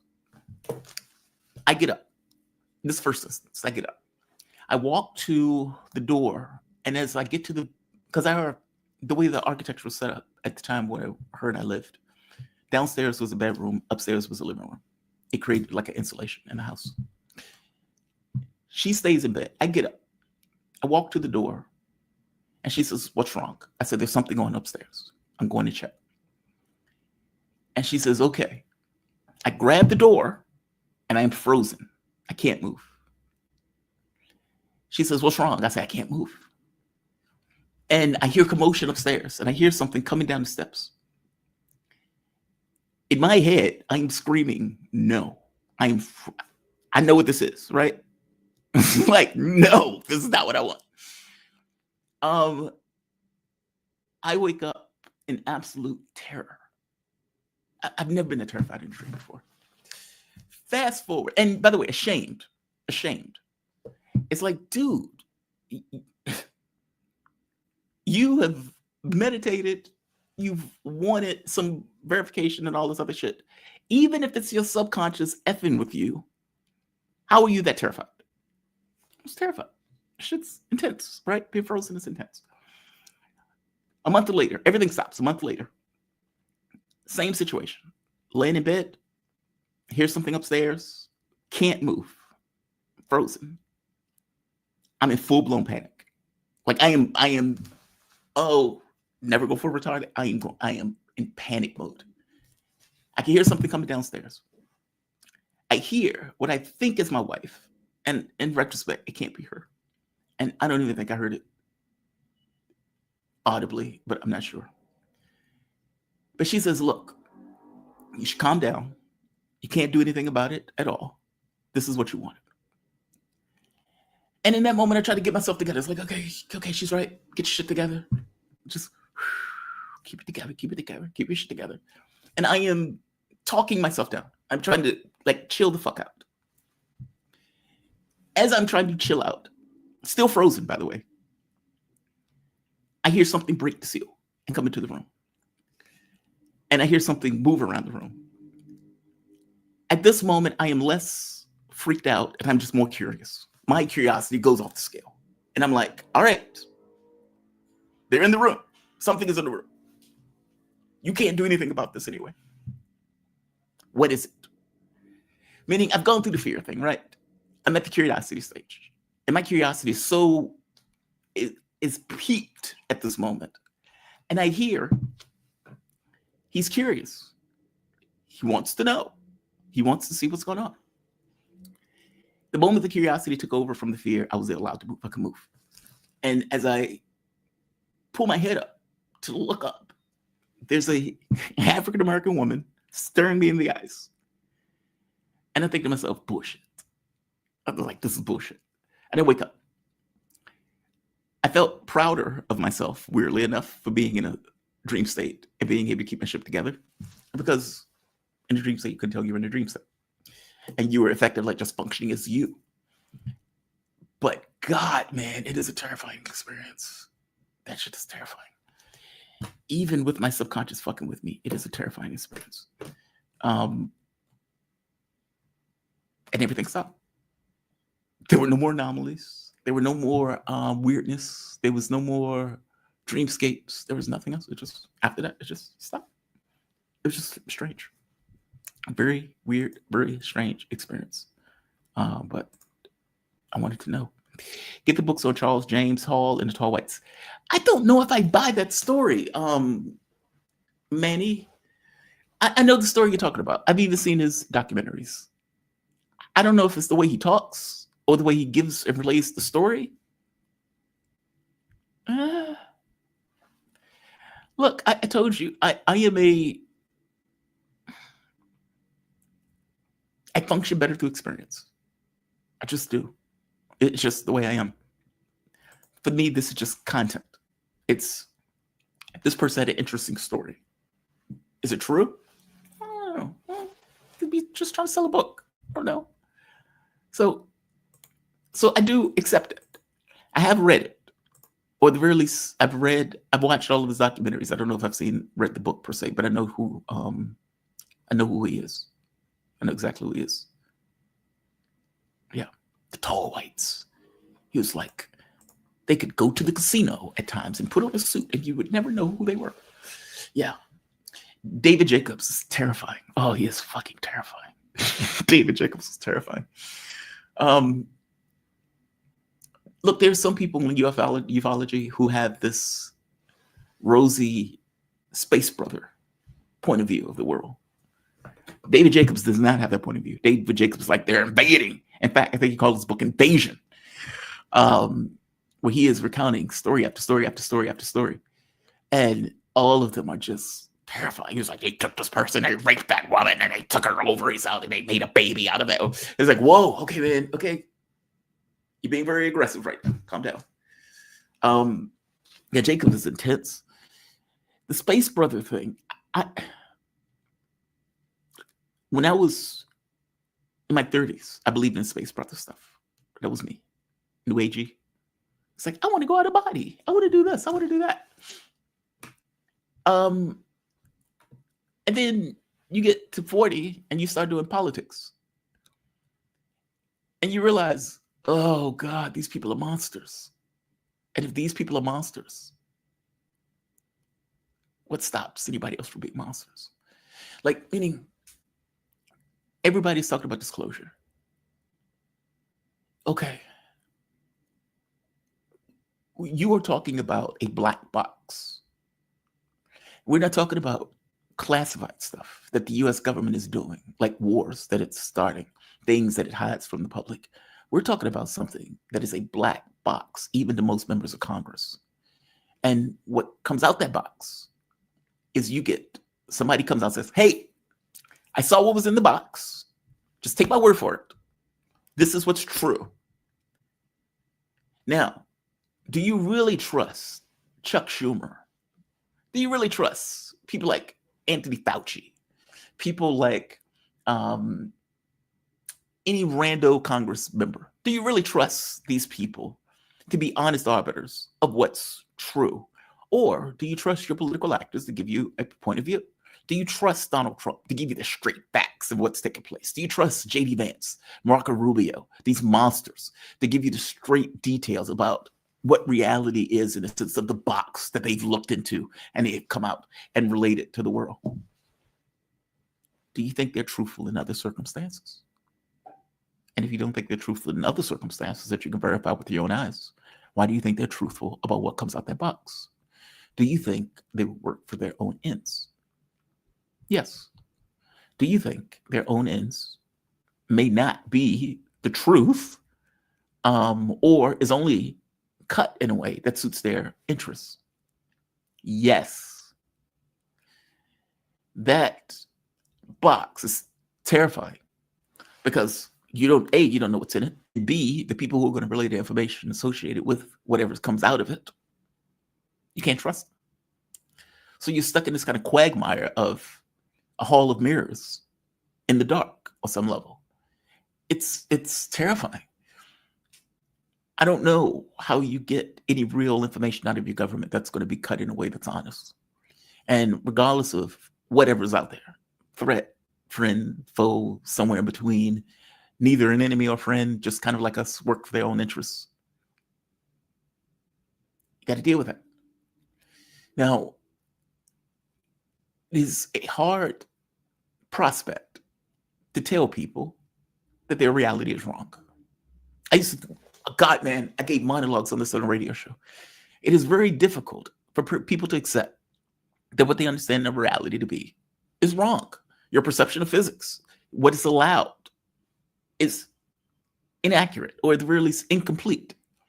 And in the context of that stuff being incomplete, you have physics that would allow you to go at magnificent speeds, maybe harnessing gravity. You have physics that may create weird effects and weird consequences along the lines of issues of consciousness. I'm saying physics and consciousness, but those things will still be the same thing. I'm making the point of saying what you may think of yourself as a human being may be radically changed, and what your world, your reality allows may be radically different than A, what you've been told, and B, what's real. That could be a hard pill for society to swallow, but that is the pill that society will have to swallow when that box opens, to whatever degree that box opens. Oh God, man, that is a politics has disabused me of the space brother stuff. It's not that they can't be love and light. It's just that how do you deal with society, even if you were loving light? You come to a planet, you see the planet, you say, God, man, that planet is really fucked up. Let's say you were completely benevolent. Angels. And I don't mean it literally, I just mean your frame of reference is we're benevolent. How do you do anything for a planet like Earth? How? Anything that you do is going to be seen with suspicion. Anything that you provide is going to be used as harness as weapons. You can't do anything and direct in real terms that is not going to be taken as a negative and used as a negative. Any intrusion, any invasion, any manipulation is going to be taken in negative terms. They may be negative terms, by the way, in regards to what the person or group is trying to do, but we'll postulate it benevolent. How do you deal with a planet like Earth? I guess my thing is you don't. Yeah, it's just, we'll see. At some point, they may open that box. I'm going to say like, because I've been fucking around talking about UFOs. Don't get me started. Manny Rose, I'm going to blame you partially. I'm going to blame myself partially. You guys, have a fantastic day. You be safe.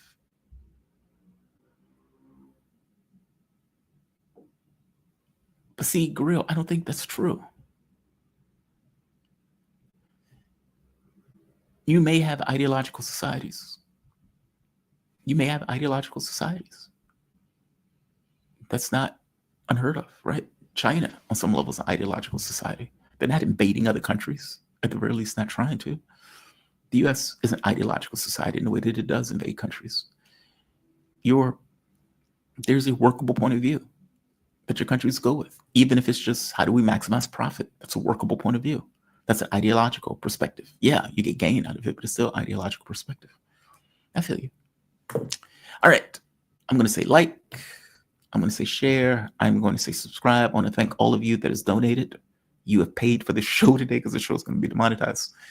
You can support PayPal, Patreon, Super Chat, Buy Me a Coffee, stickers, or memberships.